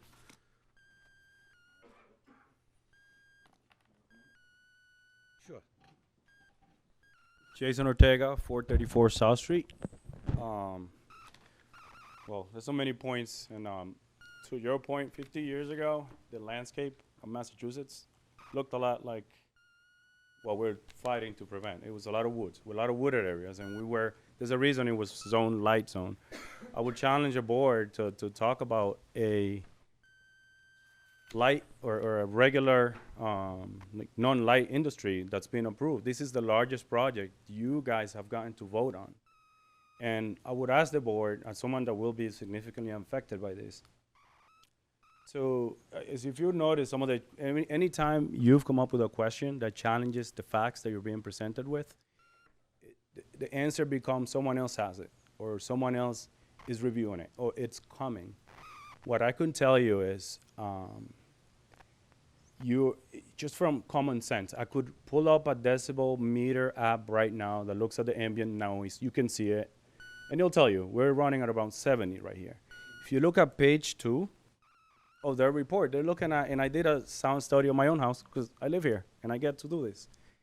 I'm averaging for 2 days that I left it running just to see, because I'm like, am I really following a trend here, or am I actually out of line? On average, the quietest night was 60 decibels. Now, please use common sense. 300 plus trucks. Stand next to a truck. Right now, this room is reading at 72 as I speak. You're being told that this is not going to increase, there's not going to be a difference of more than 10 points, that this is not going to affect us. That when we look out, we're not going to have traffic coming up and down the roads. That when we look out that way, the light's not going to bother us. All these studies are being used using referential data. You did not have a person put a sensor in these people's houses to measure how it will actually impact their lives. I get it, you have a job to do, but we are asking you guys, as the people sitting here representing the community, when you look down this road, we are worried because what you guys are voting on will impact the quality of life of the residents of both Oxford, Auburn, and Millbury. And it's really troubling that maybe the town of Oxford doesn't have the technology to actually counter, or validate the points, but you did hire someone to look at the traffic, right? And even that came back with some conflicting information. So think about what would happen if you did the same for environmental impact, sound, traffic. I think at the end of the day, it comes down to the fact that this is light industrial. As you said, there must be a reason that it was changed from industrial to light. Someone wanted to protect something. And the community is asking you to please vote against it. So I would really, again, I'm not sure how this works, but I really would like you to consider the people that you're actually impacting when you're making a decision here. Thank you. Thank you. I want to rebut what the finance chairman said. I don't want you to rebut. Well, I want you to you sit have- down, please. We've got you more have people no that want to choice. talk. Yes, I do have a choice. It is a public hearing, and I have the right to speak. No, okay? you spoke. You But I spoke. wanna talk to him when he's- No, you know what I mean? no. Please, sit down. I have a right to speak. Please sit down. You Right? did speak. Right? You've spoken as much as anybody else Right, in if this anyone room. else wants to Sit, speak, please. speak, This right? gentleman right here. No? Right? Let me tell you something, right? I've been watching the finance chair for a long time. He doesn't want to actually, It's got nothing to do with this project. Sit down. He's the one that spoke. I let him speak. Let me speak. Well, No. let me speak. It's Well, not a you know what? debate. Yeah, I'm going to speak to the chairman. No, I said no. Sit down, please. You mean? You're Sit scared down, to let please. me speak. You're out of scared to order. let me speak. You're out of order. Yeah. Okay. Because you're scared. Because No, I'm not scared of you. This guy is Please talking sit about down. Nonsense. That's what he is. We're He's trying to scared. run a bit. We're trying to run a hearing here.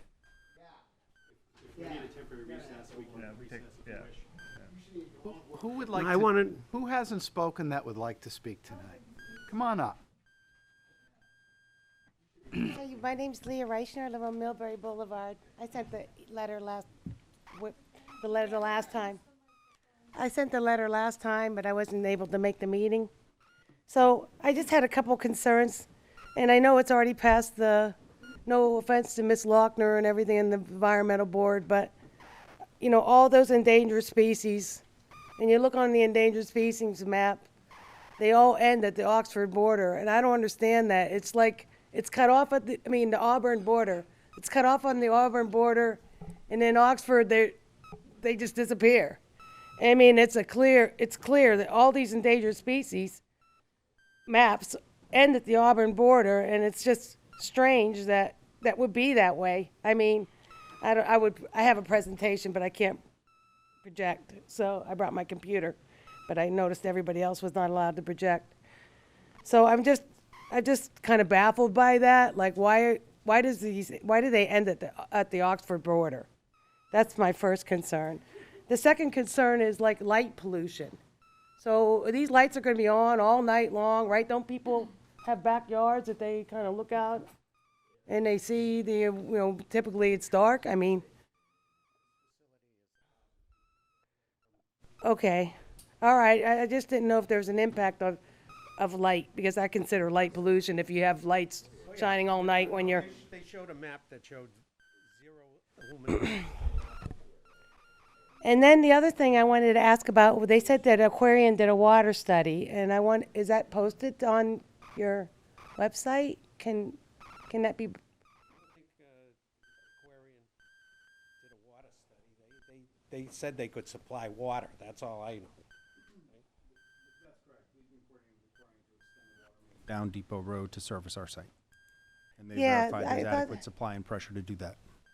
I thought that they did that. Aquarian provided some kind of correspondence about the project, so there's nothing documented. Yeah, they documented that they could supply water to the facility.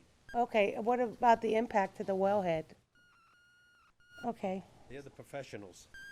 Aquarian's a professional in working with the water system. We're not saying they can't do it. Okay, the other question I had is, I brought my little diagram, kind of like yours. So, this is how you guys are proposing the one-way, the non-stop. So we have everybody in town comes up either Millbury Boulevard to Millbury Road, or down Depot Road from Federal Hill, or down Millbury Road, and they all want to get on Route 395 northbound. And now you're gonna tell everybody in the town that they have to stop for these tractor trailers. I mean, so basically, the town people have no right of way anymore, right? Because now these guys have the right of way. The town people don't matter anymore. No, Us those getting on the highway- trucks have no right of way. Us They getting have on no the right highway. of way. Yes, They have, yes. no, they have to take a left turn. They're coming out, they're doing Taking a left turn on U-turns. your car. Do you have the right of way to make that left turn? The tractor trailers are coming out doing the U-turns onto northbound. They're coming down doing left turns in front of, and we got traffic on 3 different roads trying to get on Route 395 north, and now we can't do it because we have to wait for these tractor trailers.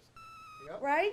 You will be waiting a little. You're gonna have more impact to your intersection, yes. Okay, so you just blocked off 3 different routes of traffic from the townspeople, so these people can have their I would project. suggest They your don't care. the roads there are very lightly used. Yeah, they don't Well, think so. and the You other know. thing is, and that other thing is tractor trailers coming northbound, there's only enough room probably for 1 tractor trailer when they turn off that northbound exit to get between northbound, when you cross over, there's probably enough room for 1 trailer, and that's it. Yeah. So just letting you know about that. Now, the other thing, Mr. Dandre said last week was that, everybody keeps saying this intersection is very difficult and complex.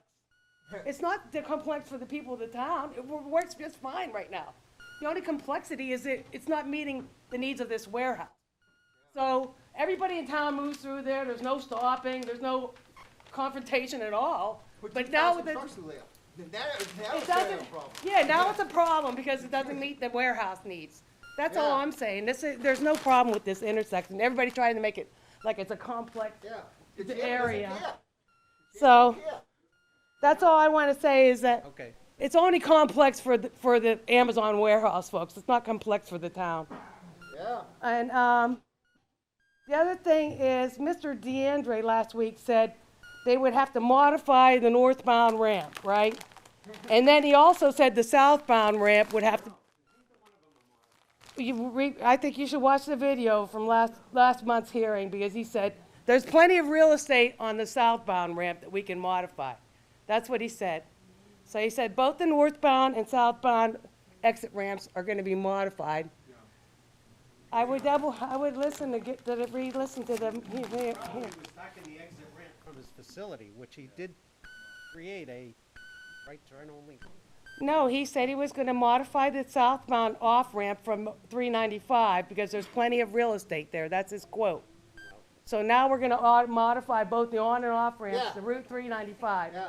Yep. Let him try talking to the state, saying we're going to take some of your real estate. What business actually has an exit onto a highway? Not a single business on 395 or 290 actually has their own ramp onto the highway. None. Were you invited to come up and speak again? No. Be quiet. Allow others to speak. You wonder why this town's so screwed up? Because corrupt people like yourself. So that's corrupt. Come on. So all I'm saying is that this is going to it's going to be a quality of life thing. I mean, most people. That's good. You just stated that. It's a quality of life thing. Right. I thank you for saying that, and we know that. Okay. What else you got to say? You've been up here for a little while now. What else? This guy talked for 45 minutes. Let her talk. Yeah, that's all. Talking for you guys to listen to. That's so you know where the project is going. That's all I'm saying. That's all I'm saying is that Oxford is not. Everybody wants to make Oxford this urban town, urban tree planting, and it's not even. It's not even suburban. It's really rural. It's a rural town. It's got farms. It's got this. I don't even consider Oxford suburban. It seems like it's more rural than suburban. Well, it is rural. All right, thank you. Quit talking to the audience. Are you done, please? Yes. Thank you. Rude to her, man. Show respect to the resident of Oxford. I mean, you have no respect for the residents of Oxford. Yeah? You got a lot of respect for these people, but you have no respect for the residents of Oxford. I would like everybody to take a deep breath. Please. This guy's rude. We're almost finished, I think. Including you, including me, including the audience. Can we just all calm down? Do you have anything new to add? I do. I actually have a lot of new stuff. Okay? Where'd it come from? From the plans. From inside of her. You know what I mean? I'm not making this up. I have pages and numbers. Okay, Kevin, I'm questioning Chimney Ponds. Okay. Who are you? Project narrative. Can you say your name Page for the 4. record? One more time. Pardon? Say your name for the Anne record. Marie. Feldman, Unshady Lane. I spoke last time. The project narrative on page 4 of the proposal. The project narrative on page 4 of site consideration states that on April 2021, the dam was considered to be in good condition on Chimney Pond. On August 2021, the dam is leaking. It says it's leaking through the old water power generation sluiceway, which I don't know what that is filled on the southeast side of the pond. My questions to you are, what does this mean? Has an engineer looked at this, and have they had any conclusions? If the dam breaks from a freak 100, 200, 300, 400 years flood storm, what effects will that occur onto your site?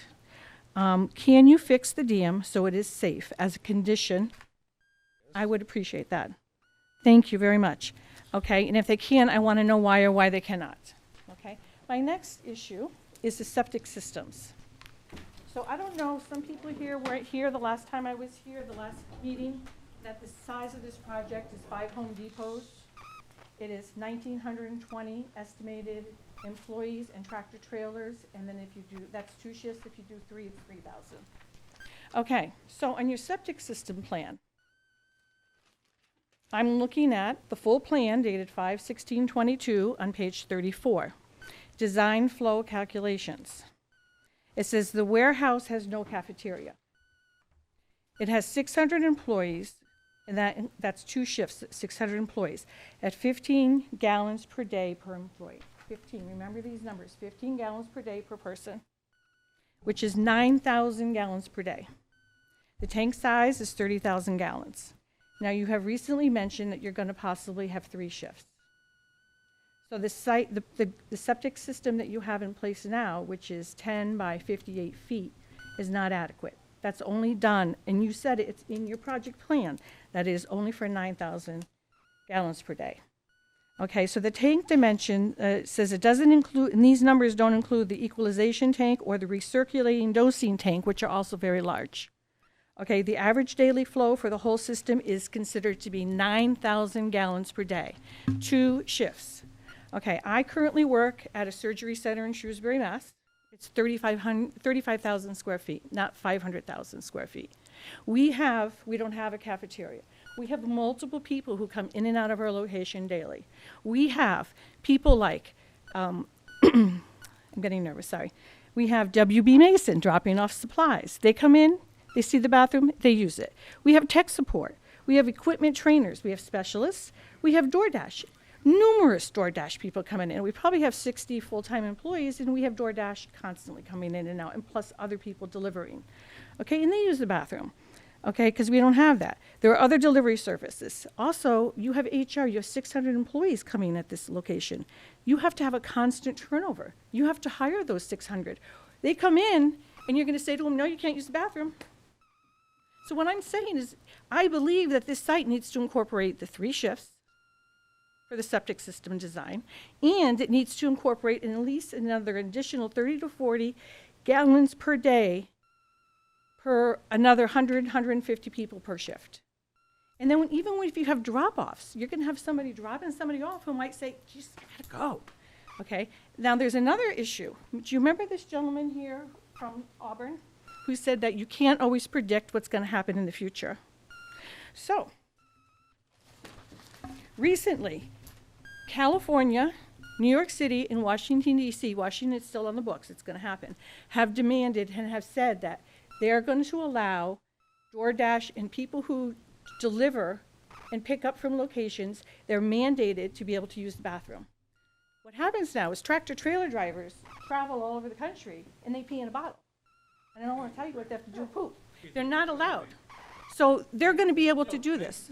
Sure. You're supposed to be speaking to the chairperson. Oh, I'm sorry. Not testifying. That's why this has changed. Speaking to the chairperson. Okay. That way, and not only because that's the way it's supposed to be, but because the woman back there making sure everybody else that wants to watch and learn can hear what you're saying. Oh, okay. I'm sorry. Thank you. Okay, so I would just like to ask the committee to consider that this septic design get figured and for a minimum of 3 shifts and possibly another at least 100 per shift. Okay. Okay? Yep. Thank you. And then I have the building of the distribution center. Okay, and so my first thing is, number 1, is the dump truck capacity is about 10 to 16 cubic yards. So I'm going to average that at 13. The net export of fill just to construct this site is 67,000 cubic yards. That is 5,000 154 dump trucks going in and out just to build this facility. So, what I would like to consider is that there's a problem there with noise, dust, the volume of trucks going back and forth, and where they're coming from. What roads, where are they coming from? What fill site are they going to come from? And what impact that's going to have. So what I would like to recommend to you, Kevin, is that you guys put in or consider silt sacks on the catch basins for inlet protection along all roads used by the trucks. Okay, because we're talking big trucks with fill. Okay, I would also like you to consider regular street sweeping. Where is this material going is what I'm asking you also, and what roads will be impacted by, and how will they be protected from damage, dust, and noise? With the huge amount of cut and fill going into this project, which is 373,000 cubic yards of cut and 306 cubic yards of fill, I would like to see a groundwater mounding analysis done on the neighborhood, the immediate neighborhood. Because you're talking, what happens with ground mounding analysis is that when you put a lot of pressure and take a lot of fill off or put a lot of pressure on land, it can change the groundwater. So it can make it go into people's basements or into their wells. Okay. Thank you for that. My other question on the building of the distribution center is because this site is in a water supply protection area, zone 2, which means it's our town's water supply aquifer, or one of them. I'm requesting an increase in erosion and sediment above and beyond what's proposed. That means I would like to see a double row of silt fencing backed by staked hay bales, and to further protect the wetlands and inlands, the wetlands and watershed, I'm sorry. Your project shows that the basins, the catch basins, will filter 80% of TSS, which is total suspended solids. So, but the water getting into the basins can and must be protected as much as possible from runoff of excavation, pollution, etc., because 80% means that 20% is still going through into our water, in our aquifer, in our watershed. So they're protecting 80%. It says it right here. I read it right off of your site. So I would like to request that you do an increase in soil erosion measures to protect our watershed. Okay, sound study. Okay, so the Mass DEP noise policy, this sound study is from March 8th, 2022. It's on their proposal on their website that you have in your town. The Mass DEP noise policy requires that the project will not increase the sound level by more than 10 decibels above existing levels at the property line and at the residence. Okay? Noise is defined in the regulations as sound of sufficient intensity duration as to cause or contribute to a condition of air pollution. So the assumptions from your sound study is that the modeling analysis assumes that heavy trucks traveling to and from the facility are continuous sound sources. The results of your study that you had paid this Monroe company from Monroe, Connecticut, are that the sound impacts are between 33 dBA to 43 dBA at the residence.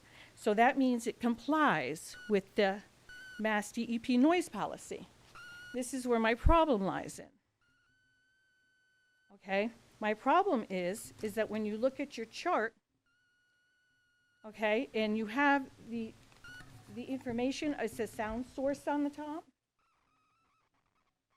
It has rooftop equipment at 89 decibels per hour. So if you understand 90 dBA is a subway, a lawnmower, or alarm. 100 dBA is a drill, a chainsaw, or motorcycle, and a loud concert or a club is 110. Sure. Proposed exposure to loud noises greater than 75 dBA over 8 hours for years can lead to hearing loss, and sleep is disturbed by an outdoor noise of 40 dBA. So on your sound source here, your study shows a graph. Do you see it? I would really like everyone to see it, if we can pull it up. Maybe you can explain it to me. Maybe I'm interpreting it incorrectly. So if you go to the town site and you go to planning board, you might have a page number. Okay, keep going. Okay, stop. Okay, no, keep going. Is this a new one?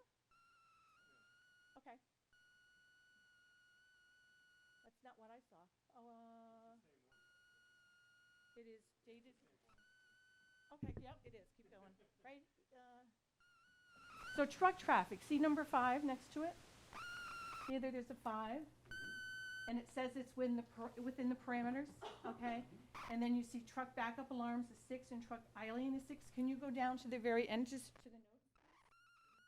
Truck traffic is modeled as a moving point source with an intermittent emission of 106. Okay, that's really high. Okay, traveling at 15 miles per hour and 5 times per hour.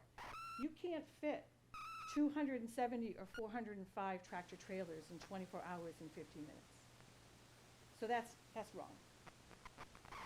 Okay? What I show is 270 trucks divided by 16 hours, 2 shifts, would be 17 an hour, not 5. Am I wrong? Okay, and then number 6 shows for the idling. Yeah, maybe I'm incorrect. Yeah? So you can't assume it's a 16-hour operation if it's a 24-hour. Well, I'm doing the 2 shifts because, okay. 2 shifts can accommodate a 24-hour operation. Right. Okay. So at 24 hours, let's see if I had what I. And also, what is this distance around the site of 2 miles? So did they do all this modeling within 2 miles of this facility? No, that's the distance of travel around the site. Yeah. In the roadways and the driveways. So they're modeling trucks driving Okay. up the entrance road and around the site. So As you can see, it's a very long driveway. It's a very big site. but the trucks go everywhere. They don't just go 395 south. They're going to go in west. The trucks Yeah. are restricted accessing the site from 395 and Depot Road. This modeling is from the noise sources from on-site. So once they pull So into it's the only driveway. on-site? Yes. So Once it has they- nothing to do with my neighborhood or my residents or Clara Barton School? How can we? Can you I'm please confused. What do an analysis of noise, how it's going to affect the neighborhood? That's what our noise study did. It looked at the noise sources related to the project. But you're saying and there's verified no. that it satisfied the requirements of the Mass DEP noise ordinance. Okay. At your site. No, no, we looked at the receptors, which are all of these yellow dots on the map up above you. Yeah. We looked at the potential noise impact at every one of these locations related to the noise generated from our project. That doesn't make sense. I'm So sorry, you don't understand it. I know I don't understand it, but I'm looking at, so Clara Barton School is 239 feet from Depot Road or Old Worcester Road. Is it on this map? No. Okay, so the analysis identified in the table Mm-hmm. show the potential impact from the resultant noise to Of all of these 270 locations. tractor trailers. Of all of these locations. I would really like to see our own peer review on this, because it doesn't make sense to me, Mr. Chairman. It truly does not make sense. You can't tell me that if I mean, even if like driving home today from work, I had my windows down when I passed a tractor trailer, and it's like, come on, you can't tell me it's not going to have greater Well, than 10 decibel. I think that's a great point, though, because Yeah. if you look at our study and you look at what the analysis shows, if you're standing next to a tractor trailer, and you can actually see it here, the noise from that tractor trailer is higher. It's 100 dBA. Right. But we're 15 to 1900 feet away. Not when from the this tractor noise trailer source. is driving on my street. The tractor So trailer. you're impacting. With all due respect, Yeah. we engage professional noise consultants who do this for a living. We have to rely on expert testimony provided into the record, and this board has I to rely on understand expert testimony submitted into But the we also record. did a traffic And I'd like to offer the latest I read letter it. from the peer review consultant today said that we've okay. addressed all their concerns. That with the restrictions we're proposing, to restrict the exiting vehicles to right out only, addresses their concern. That's correct. It's So T. they already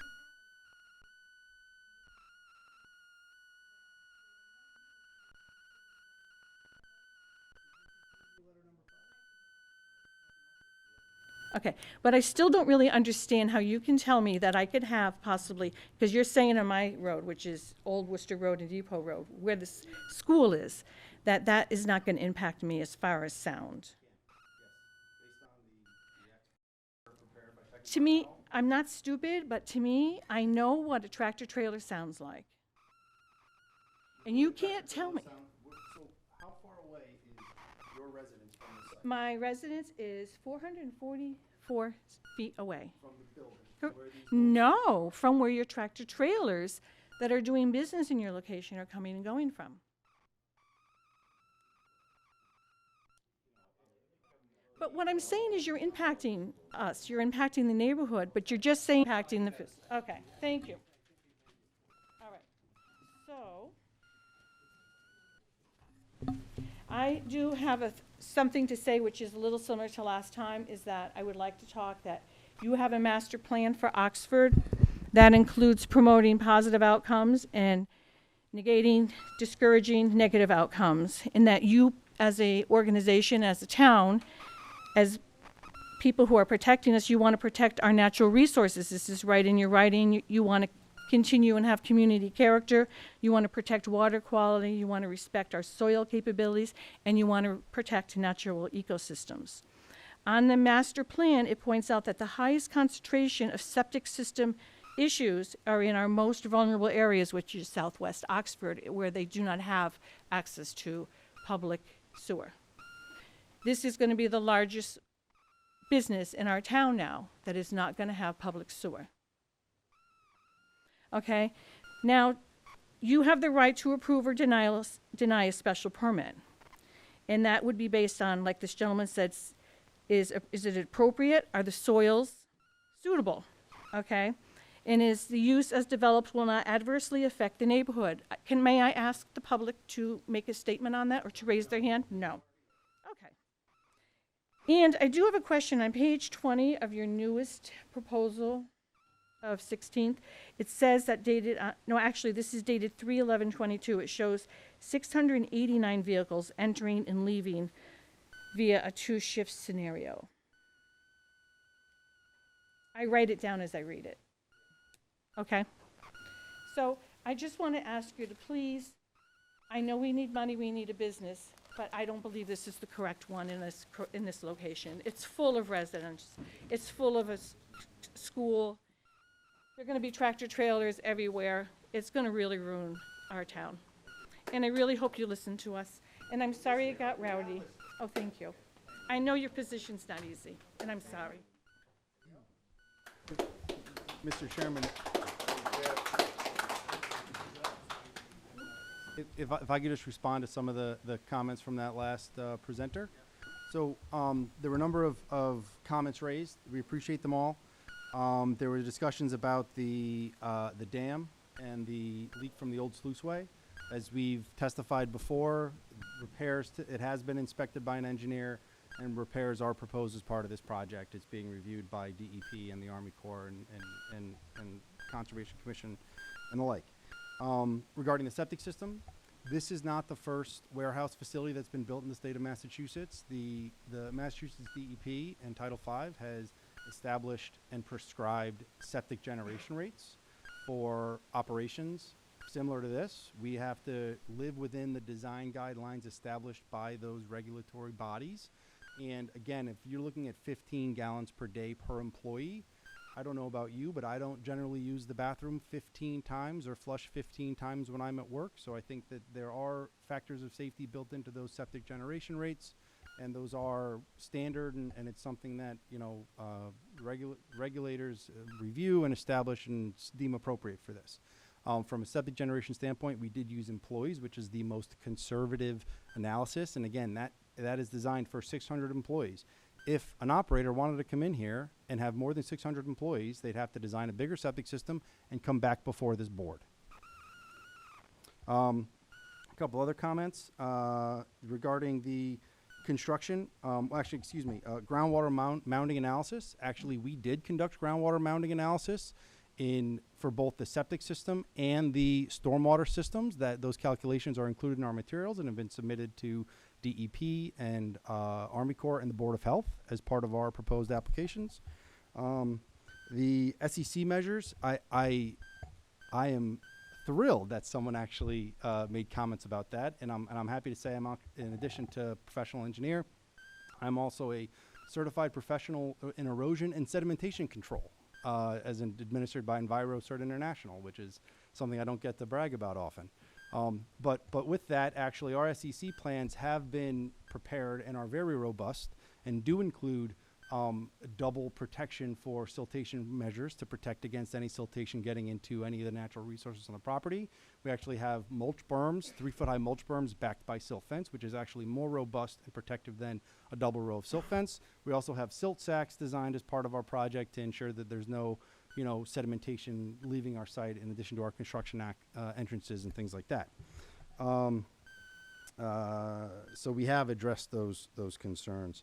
And then just regarding construction, actually it goes back to the SEC measure. So all of our soil erosion sedimentation controls have been designed in accordance with the Massachusetts Stormwater Handbook. And I want to point out two things. Our stormwater system is designed to exceed and remove the total suspended solids. Our soil erosion sedimentation control measures are designed to accommodate 100% of any suspended solids in stormwater that are generated from the site. And in addition to all the other permits I've talked about, they're also required to secure a general permit from the EPA for stormwater discharge during construction. So we have designed we have designed and incorporated all those concerns into the project.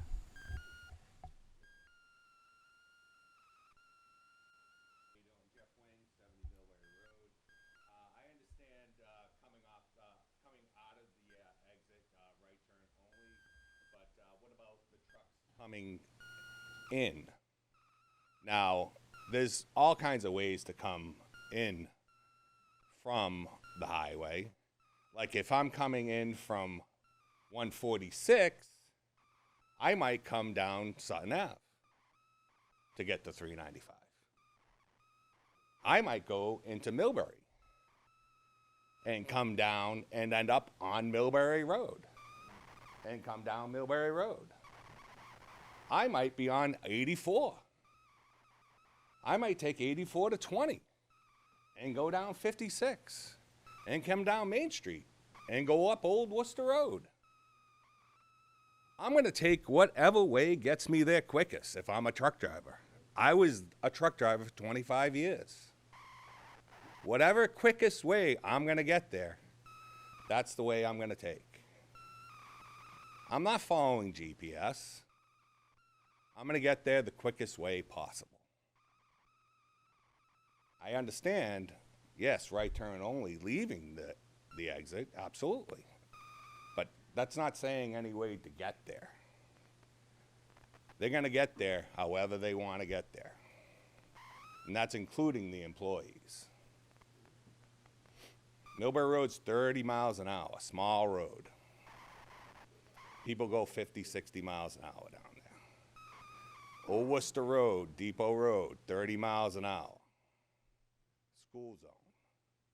Now, when they changed the infrastructure of, if anybody knows, of Depot Road going into Old Worcester Road, how many people drove through that area, the grass? Did anybody notice that? When they planted the grass, the island there, where they changed that corner? Dozens of times, people drove through that. You're changing the infrastructure of this. It's going to cause a problem. I grew up in Oxford. I lived here all my life. And there is a problem at that intersection. I live on Millbury Road. I get to that stop sign. I have a problem pulling onto Millbury Road.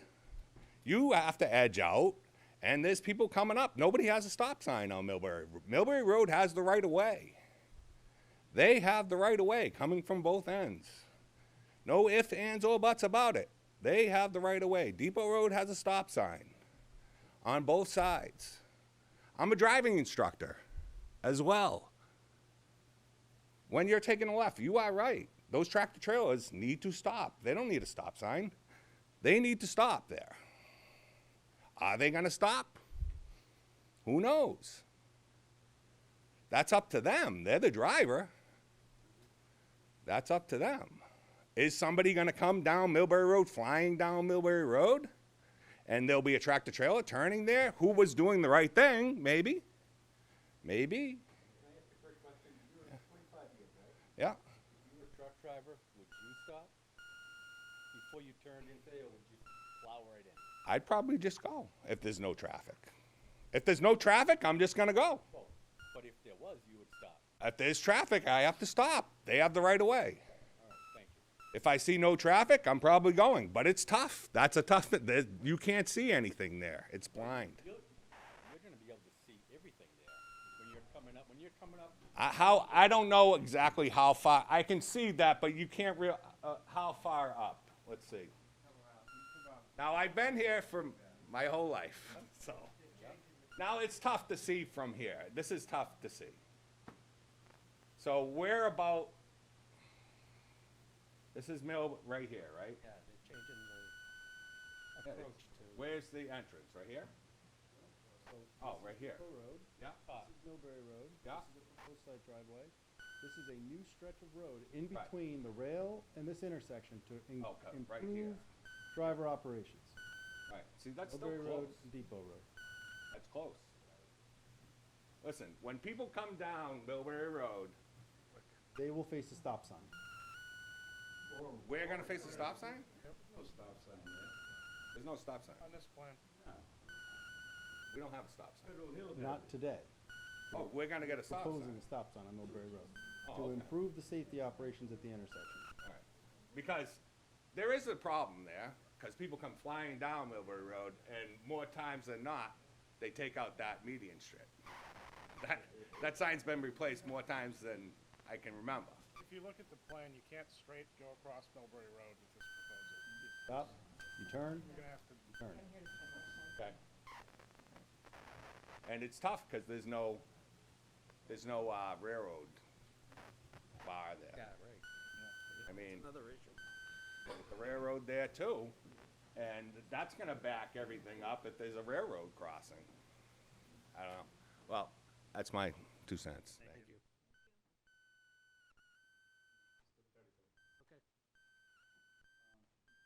This is mine, so I'll grab it. Jason Ortega, 430 South Street. Not very familiar with this process. I'm kind of just verbalizing my concerns here. But there's a sort of seems to be an unfair situation here, and that is that this gentleman, which I consider to be very condescending to her.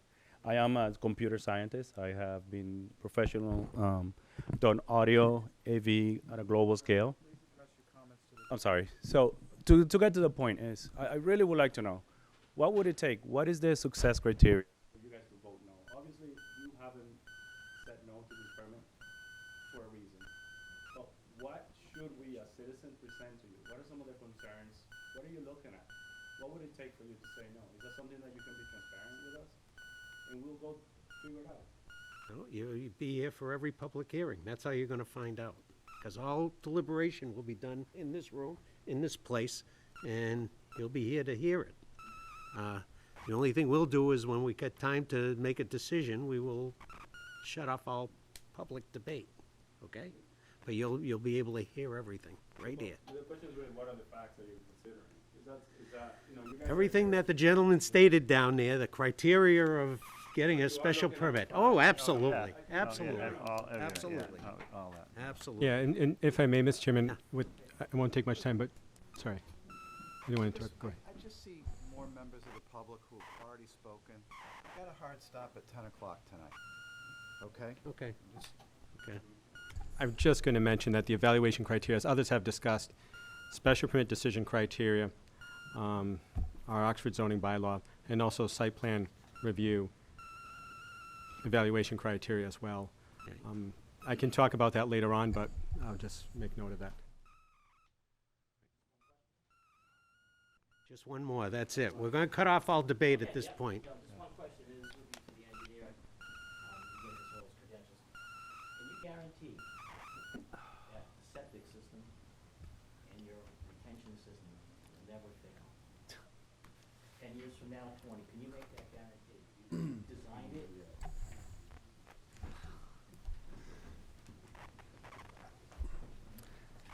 I can assure you, as a professional whose livelihood, I'm going to address the board.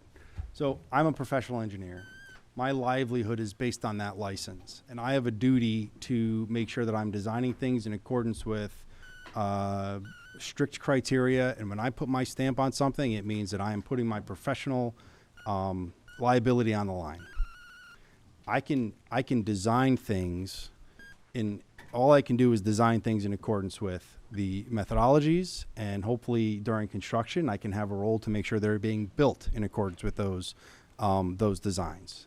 That's all I can do as an engineer, is make sure I'm doing things in accordance with the regulations that bind my profession, and that's what my license means, and that's what my signature means with that license. So in other words, you can't really guarantee you won't fail, but to your best of your ability, you designed it to meet the standards, right? And I'm assuming that hopefully, again, that's something you need to consider. They do fail. Yes. What happens to the water supply when it fails? As good as he is and all his credentials, he's not going to stand here and say, you know what, it's not going to fail. He can't say that because they do fail. And that's the most important decision and consideration there is. Okay. Thank you. Thank you. Okay, so cutting off all debate, because I think we need more further peer review study on sound. Tony. I think we need our own independent peer review on the sound. Okay. You know, there's a lot of people that are not believing those numbers. Is it within our purview to ask town council to define or opine on what light industrial is under our bylaws? We could certainly have town council opine. Okay, and I'd also like an interpretation from town council on the issues raised tonight, as far as, is this a trucking facility or is this a light industrial project? In terms of the use? In terms of Is the this a trucking use. facility, or is this a wholesale distribution facility? Well, it's both. I think it's both. So, is the fact that it's a trucking facility make it, it's a violation of zoning The in this applicant- district? Sorry to interrupt. The applicant has applied use category of wholesale distribution facility. I'm clear on that. I'm clear on that. But the trucking is part of the use. Correct. So I'd like an opinion on that.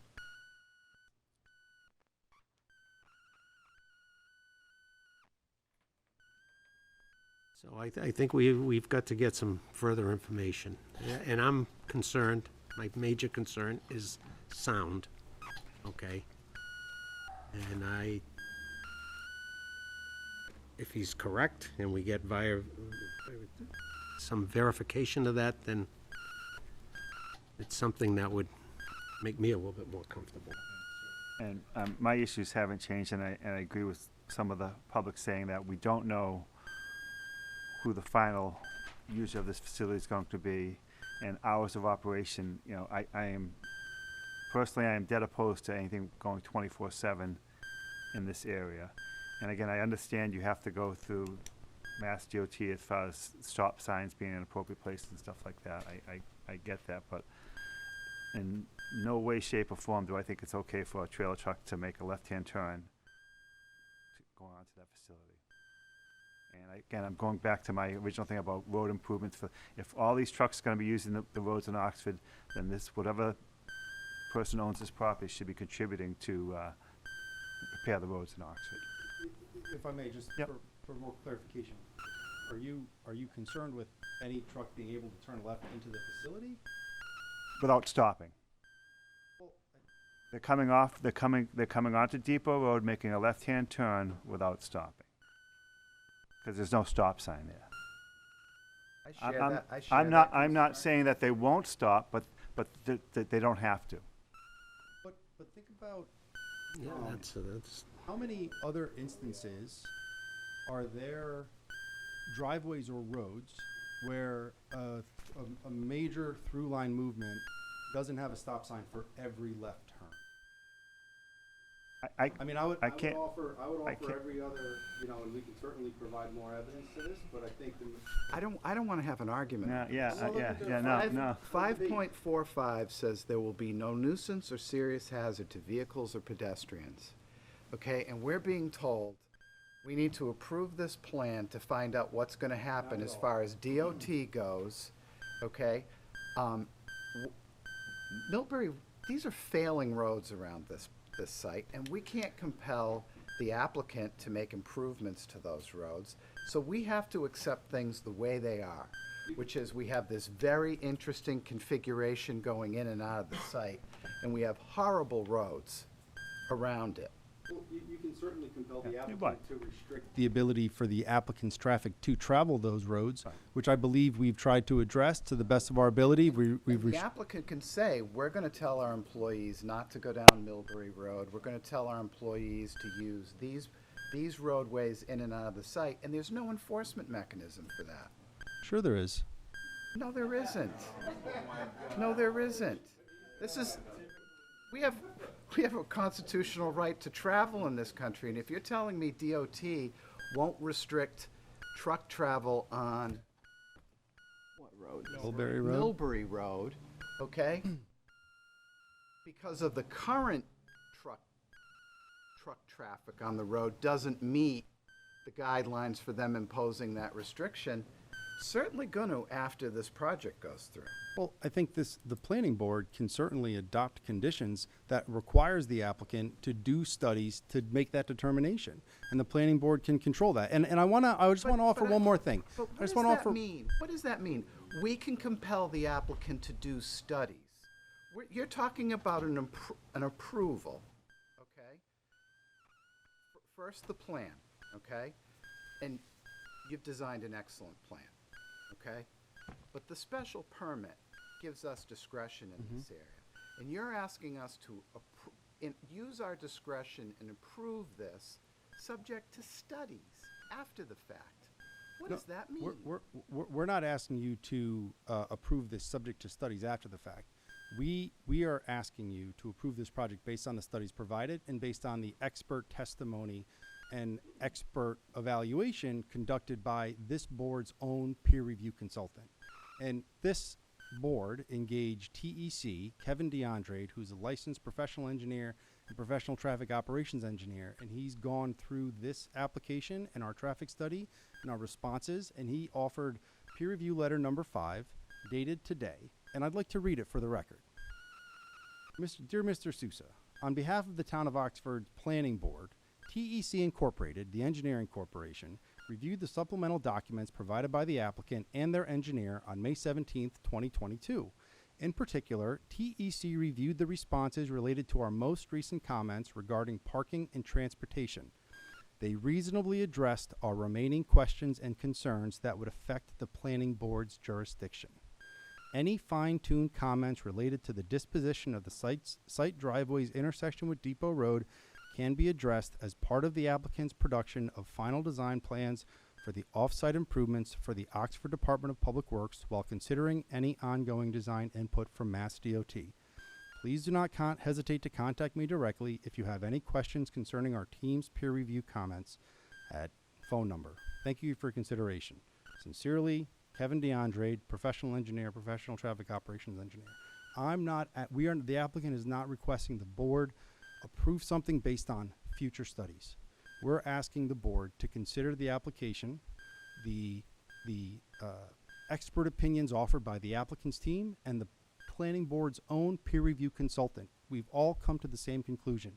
The design we've prepared, the analysis that we've conducted for the facility that we are proposing, which is a permitted use within this district, will not have an adverse impact on traffic operations.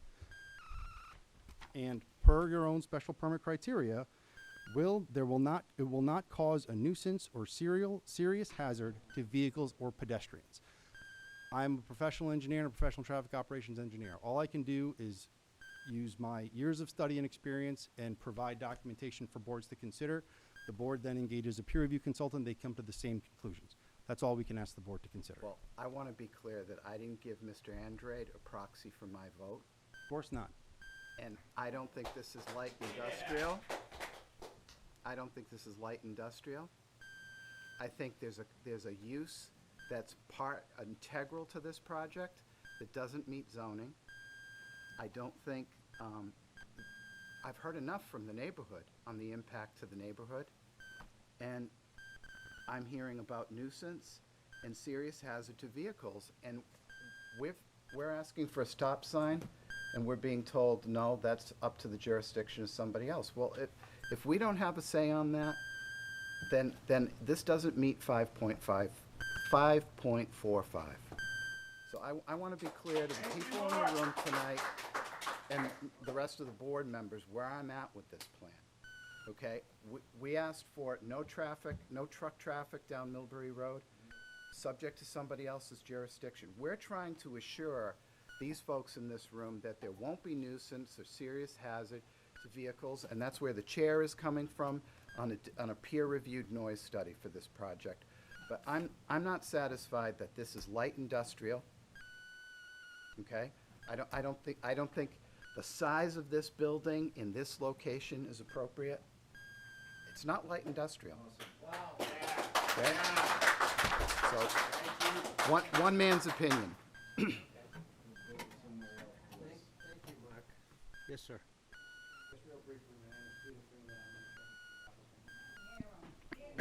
Peter Freeman, the attorney for the applicant. And I just wanted to speak briefly. I know you all know the standard. I'm not going to speak down to you in any way. I think the mic is on.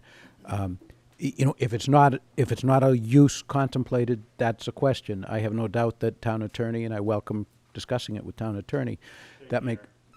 Well, it's the microphone. I don't want to turn away from the board.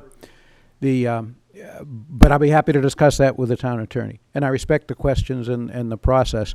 So what I would say, largely echo what Kevin just said, in a special permit district and provision, it's not that you have to grant something, but you have to look at the criteria, you have to look at the expert testimony, and the expectation is typically that there would be a special permit with appropriate conditions. There's no question that there should be appropriate conditions. And the draft that I've seen, I think, addresses many of the concerns that have been expressed by everybody. So that's just a reminder echoing what Kevin said. Ultimately, I think it comes down to conditions that you do have a right to impose. The only other thing I would just say, can you give clarity as to what additional peer review you want? I mean, it doesn't sound to me like there really are any questions on septic. The mounding has been done. So just as guidance to us, so we can anticipate exactly what areas are you going to have Tony talk to peer review about in terms of additional review. Thank you. Go ahead, Tony. I'm just more... Peer review for noise study? A noise study. Anything further? This is the first time this board has ever gotten a noise study. And I'm the one that asked for it. Anything else? But this is the first time we've ever gotten it. Okay? People have raised questions about its validity. Sure.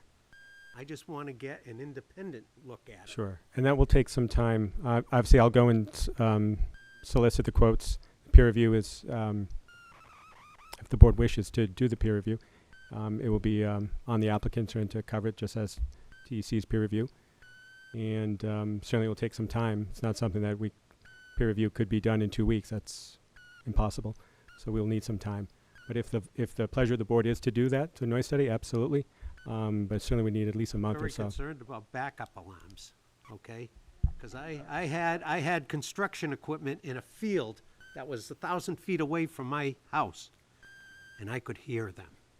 I knew they were working in them. I'm just very concerned about the backup alarms, because you've got 114 doors that trucks are going to be backing up all the time, okay? And they're going to constantly be hearing those beepings. Isn't there a way to shut it off within the facility? I understand why they're needed in general, but there going to be people out in that facility that you got to warn that you're backing up? I don't. Huh? Okay. Well, that to me is I don't understand how those backup alarms aren't going over your thresholds. So under 53G, the board does have the purview to order peer review, as you've done before. If that's the pleasure of the board, Well, Tony, just this ask is new. for- This sound study was the first one we had ever seen. And I Mhm. was surprised by how little difference it was. I was. And again, different times of day, it's gonna be different. Like, I asked that, the quietest that area is at night, and when those trailer trucks are backing up, I think that noise is gonna carry further than it would during the daytime or any other time, but that's just again, I'm not a noise. I know there are standards out there, that's all. I just would like to verify what we got for information, data. And Richard, are we happy, are we satisfied with TEC review regarding, because she brought up the septic issue? I mean, is that something that we want to look at? Are we comfortable with? So TEC's review was based on transportation, traffic, and stormwater. Yeah, that's a Board of Health issue. But if you, sorry. The papers say 2 shifts. What? We're gonna keep it to 2 shifts. Okay, but the applicant's representative is saying that 2 shifts is 24 hours a day. Right. I'm confused. I thought 2 shifts, 2 12-hour shifts. Yeah. Yeah, no. I am not, 8-hour shifts. Yeah, I 24/7 and weekends and stuff I'm just,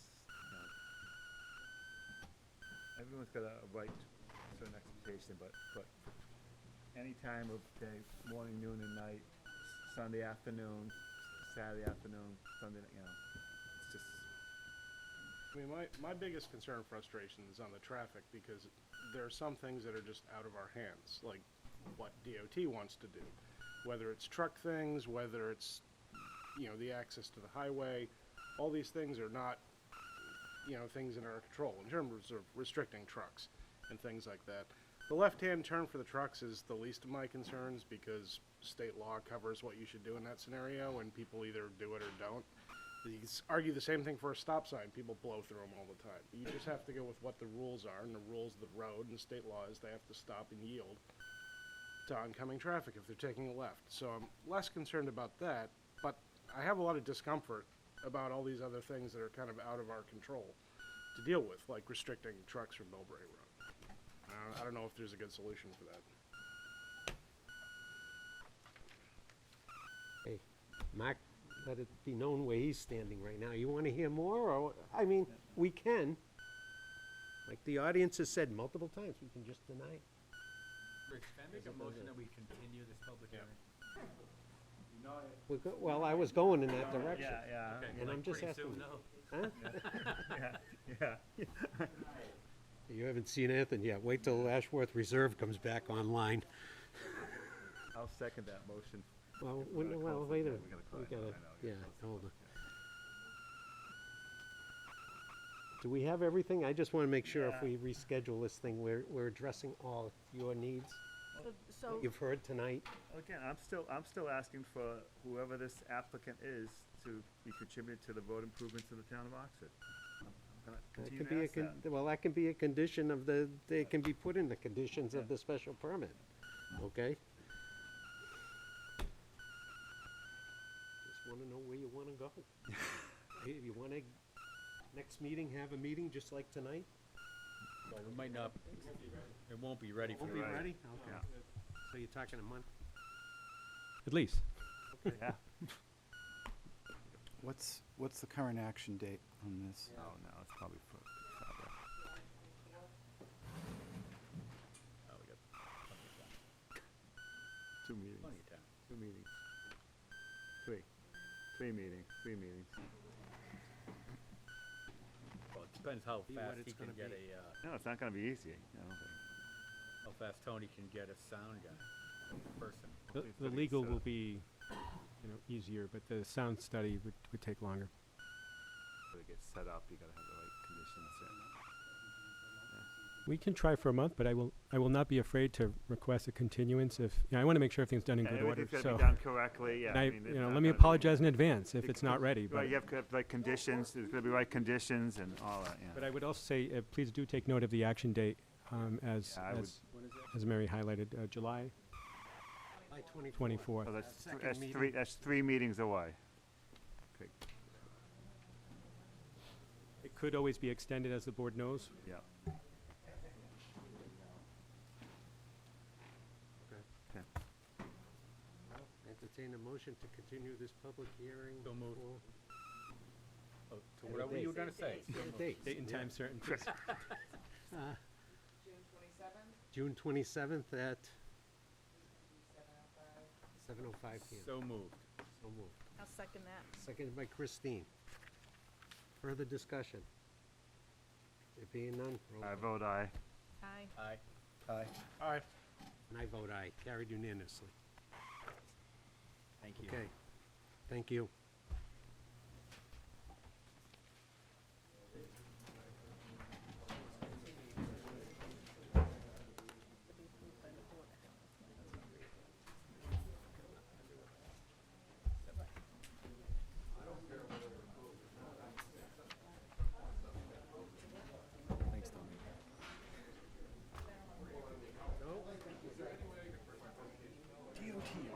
You'll have to talk to the lady over there to see what's a You have to submit it before.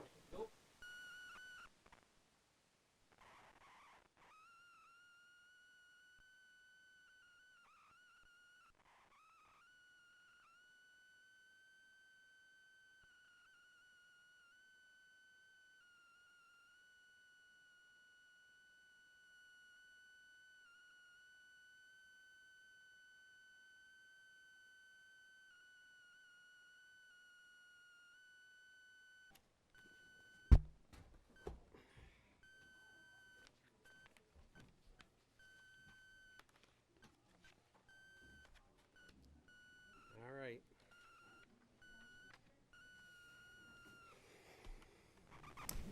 Can't find Take it. my. Take it. Okay. Who wants to make a motion for the planning board chairmanship? I'll make a motion that we nominate Richard Escolas. Is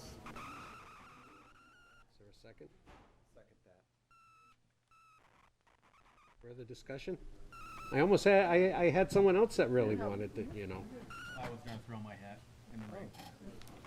Well, then, Well, I can't nominate myself, I don't think. So I'd like to nominate Craig Holbrook Oh, you as. already have Oh, it. we gotta rescind that motion then.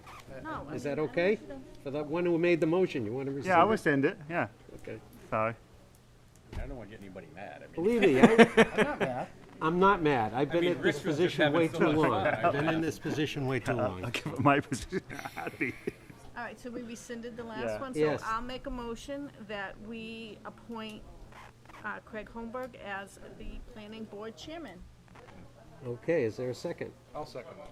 Seconded by Matthew. Okay. Further discussion? There being none, roll call. I made a motion for you, so I can vote for you still. No, right? no, no, Oh, we took, okay. we withdrew we that do. one. Okay, I vote aye. Aye. Aye. Aye. Do I vote aye too, or? Vote for You can. yourself. Go right ahead. Aye. Aye. Or Carried no, either way. unanimously. Okay, The Vice Mayor. okay. Okay, Yeah, Yes. Yeah, we're in Yeah, the middle get of outta something, here. yeah. I know, I just had a written thing, my statement, I didn't know where. okay, who wants to be vice chair? I make a motion, we vote Richard Escolas to be Vice Chairman. I'll second that. Unbelievable, come on. Okay, okay. Sucking me back in? Yeah, I know. Further discussion? No. There being none? I vote aye. Aye. Aye. Aye. Aye. Aye, carried unanimously. Want to be quick. I don't think so, yeah. Gotcha. Hey, how about the planning board clerk? I make a motion, we nominate Christine. Second. Okay, further discussion? No. Okay. You I vote? vote aye. Aye. Aye. Aye. Aye. And I vote aye, carried unanimously. How about motion for someone to serve as planning board assistant clerk? Remember, How about- Roger's that. not here. Huh? Roger's not here, so I know. Oh, yeah, That's right. that's right. We can appoint one. Whatever. Sometimes. You guys come up with somebody. I I nominate Matt. Matt, right? Yeah. Matthew? Matthew, Okay. I'm sorry, I'll Matthew. second that. All right. Further discussion? There being none, all those, go ahead. I vote aye. Aye. Aye. Aye. Aye. Aye. Carried unanimously. Do some Okay. paperwork around here, I guess. Okay. Got enough paperwork. I usually read the last four. I'll read the last four for the last time. Yeah. Okay? I'll entertain a motion to authorize the clerk, Christine, after a majority's vote of the board's acceptance of a plan, to affix her signature on all plans not requiring subdivision approval in lieu of a majority of the board's signatures until the next annual reorganizational meeting. I'm sorry. I'll second it. Okay, further discussion? Go ahead. I vote aye. Aye. Aye. Aye. Aye. Aye, carried unanimously. Okay, entertain a motion to authorize the assistant clerk, Matthew, to act in the absence of the clerk after a majority's vote of the board's acceptance of a plan to affix his signature on all plans not requiring subdivision approval in lieu of a majority of the board's signatures until the next annual reorganizational meeting. I vote aye. So move. So moved. Second. Sorry. Long day. So, yeah, it's been a long meeting. You gotta kick your game. Craig, Craig did, I think. He got it right in there. He was like, further discussion? Now you can. I vote aye. aye. Aye. Aye. Aye. And I vote aye, carried unanimously. Entertain a motion to authorize the chairman, Greg? Did you see how he looked at me? There you go. No, that sounded good. Act in the absence of the clerk and the assistant clerk after a majority vote of the board's acceptance of a plan to affix his signature on all plans not requiring subdivision approval in lieu of a majority of the board's signatures until the next annual reorganizational meeting. I'll make that a motion. I'll second it. Seconded by Chris, okay. All those voting, go I ahead. vote aye. Aye. Aye. Aye. Aye. Aye, carried unanimously. Penmanship counts. Okay. We're gonna practice. Entertain a motion to authorize the vice chairman, me, okay, to act in the absence of the clerk and the assistant clerk and the chairman after a majority's vote of the board's acceptance of a plan to affix his signature on all plans not requiring subdivision approval in lieu of a majority of the board's signatures until the next annual reorganizational meeting. I'll make that a motion. I'll second it. Okay, further discussion, none? Okay, go ahead and vote. I vote aye. Aye. Aye. Aye. Aye. And I vote aye, carried unanimously. Who's our first delegate of CMRPC? It's gonna be Roger. No, it's. No, because so Craig is, and I'm for the selectmen, which I don't understand, but. You can Yeah. put my name down if you want. Huh? You can put my Yes. name. No, you won't be able to make it any. No. Perfect attendance. Roger. Yeah, something, I don't Yeah, know. yeah, yeah. Roger, we can make Roger Be do the it. first No, delegate. I'm good, I'm good. We can make Roger do it. We can let's appoint Roger. Okay, well, make the motion. I'll do it. I don't care.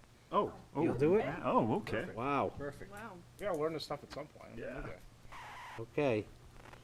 Entertain a motion to appoint Matt to If be there'd the be first lunch. delegate of the CMRPC. I'll make that a motion. Second. Your Second youth by and Craig. vigor are impressive. You gotta get it out of me now. I vote aye. Aye, Vote aye. What did he say? Aye. Aye. What did he say? aye, Your carried youth and unanimously. vigor are impressive. So you gotta get it out of me now. Just sign a bunch of stuff. Right. So is there anything else, Tony? Okay, next we have a submission. Oh, yeah. 221 Old Webster Road. Application for a special permit. Oh, God. The applicant known as Stephen Esposito Jr. and Michelle Barch for a construction of an addition for an in-law apartment. We have a completed submission, looks good. Entertain a motion to schedule a public hearing. For, We could do that on the 13th, there's enough time for advertising. okay, We've already got two hearings, or continuing public hearings, so we could do it at 7:15. Okay, I'll make that a motion. I'll make that a Okay. motion. Motion's been made, is there a I second? second it. Seconded by Christine. So when Further does that discussion? Do we require a site plan for these submissions? Because there's no plan of where this property is. I have one. There's a, They just have the car, there's no, a they don't have picture a of the locus house, on but there. there's no like assessor map highlighted. Oh. I'm just saying. Yeah, no, I appreciate that. If they're not changing the structure of the building or anything like that, right? Yeah, oh, well, that should just be shown So on the a plan. site plan showing the footprint of the proposed building on the lot is what you're looking for? That should, Lot plan, yep. that should be on there, That should be on there. yeah. I didn't see it on there myself. I just saw there was a plan Yeah. of what they intended to do. I wouldn't So- approve it until there is one. I'm sorry? Certainly, the board could withhold the acceptance of the submission, or accept the submission, but We can certainly accept the withhold submission, but decision we until they expect to provide see- such a right. plan. Why don't we do that? Yeah. We'll Okay. accept the Yep. submission and Okay. have them get the plan? Yeah. Yeah. So I'll resend my motion to include that on there. So you'll add it to your Add it to motion. my motion, yeah. Okay. So- And who seconded it? I Christine, second it. Christine seconded. Second. you okay with that? Further discussion? Gary, what date is that? June 13th. Thank you. Okay. I All vote those aye. voting in favor? I vote aye. Aye. Aye. Aye. Aye. Aye, carried unanimously. I gotta make sure I don't get clubbed to death going through the parking lot No, tonight. people are gonna go up and hug you. Yeah. No huggers. No, they like you. Yeah, I love you. Your indications. They turned, You know. Mac, they turned on Anyway. me last meeting. I fell asleep during this one. Tony, you got anything you want to add I tonight? just, thank you, Mr. Chairman. Just real quick, so at the next meeting, we'll have an update on 608 Main. We'll have an update on Eastland. And Oh, good. am I missing anything else on the updates? Subdivision rules and regs, I may have something, may not. Okay, I was supposed to get it done last weekend, but that's okay. Not enough weekend all right. hours. You Yeah, did the, really. you did the minutes instead, so that was good. We're gonna have to hope for more hot weekends for you to get nothing done, Tony, is that what you're saying? perhaps, I guess. Don't know. That it? That's all. Okay. Thank you. Okay, I'd like to make a motion to adjourn. Okay, Second. seconded by Craig. Further discussion? There being none? I Vote. vote aye. Aye. Craig? Aye. Aye. Aye. Aye. Aye, carried unanimously.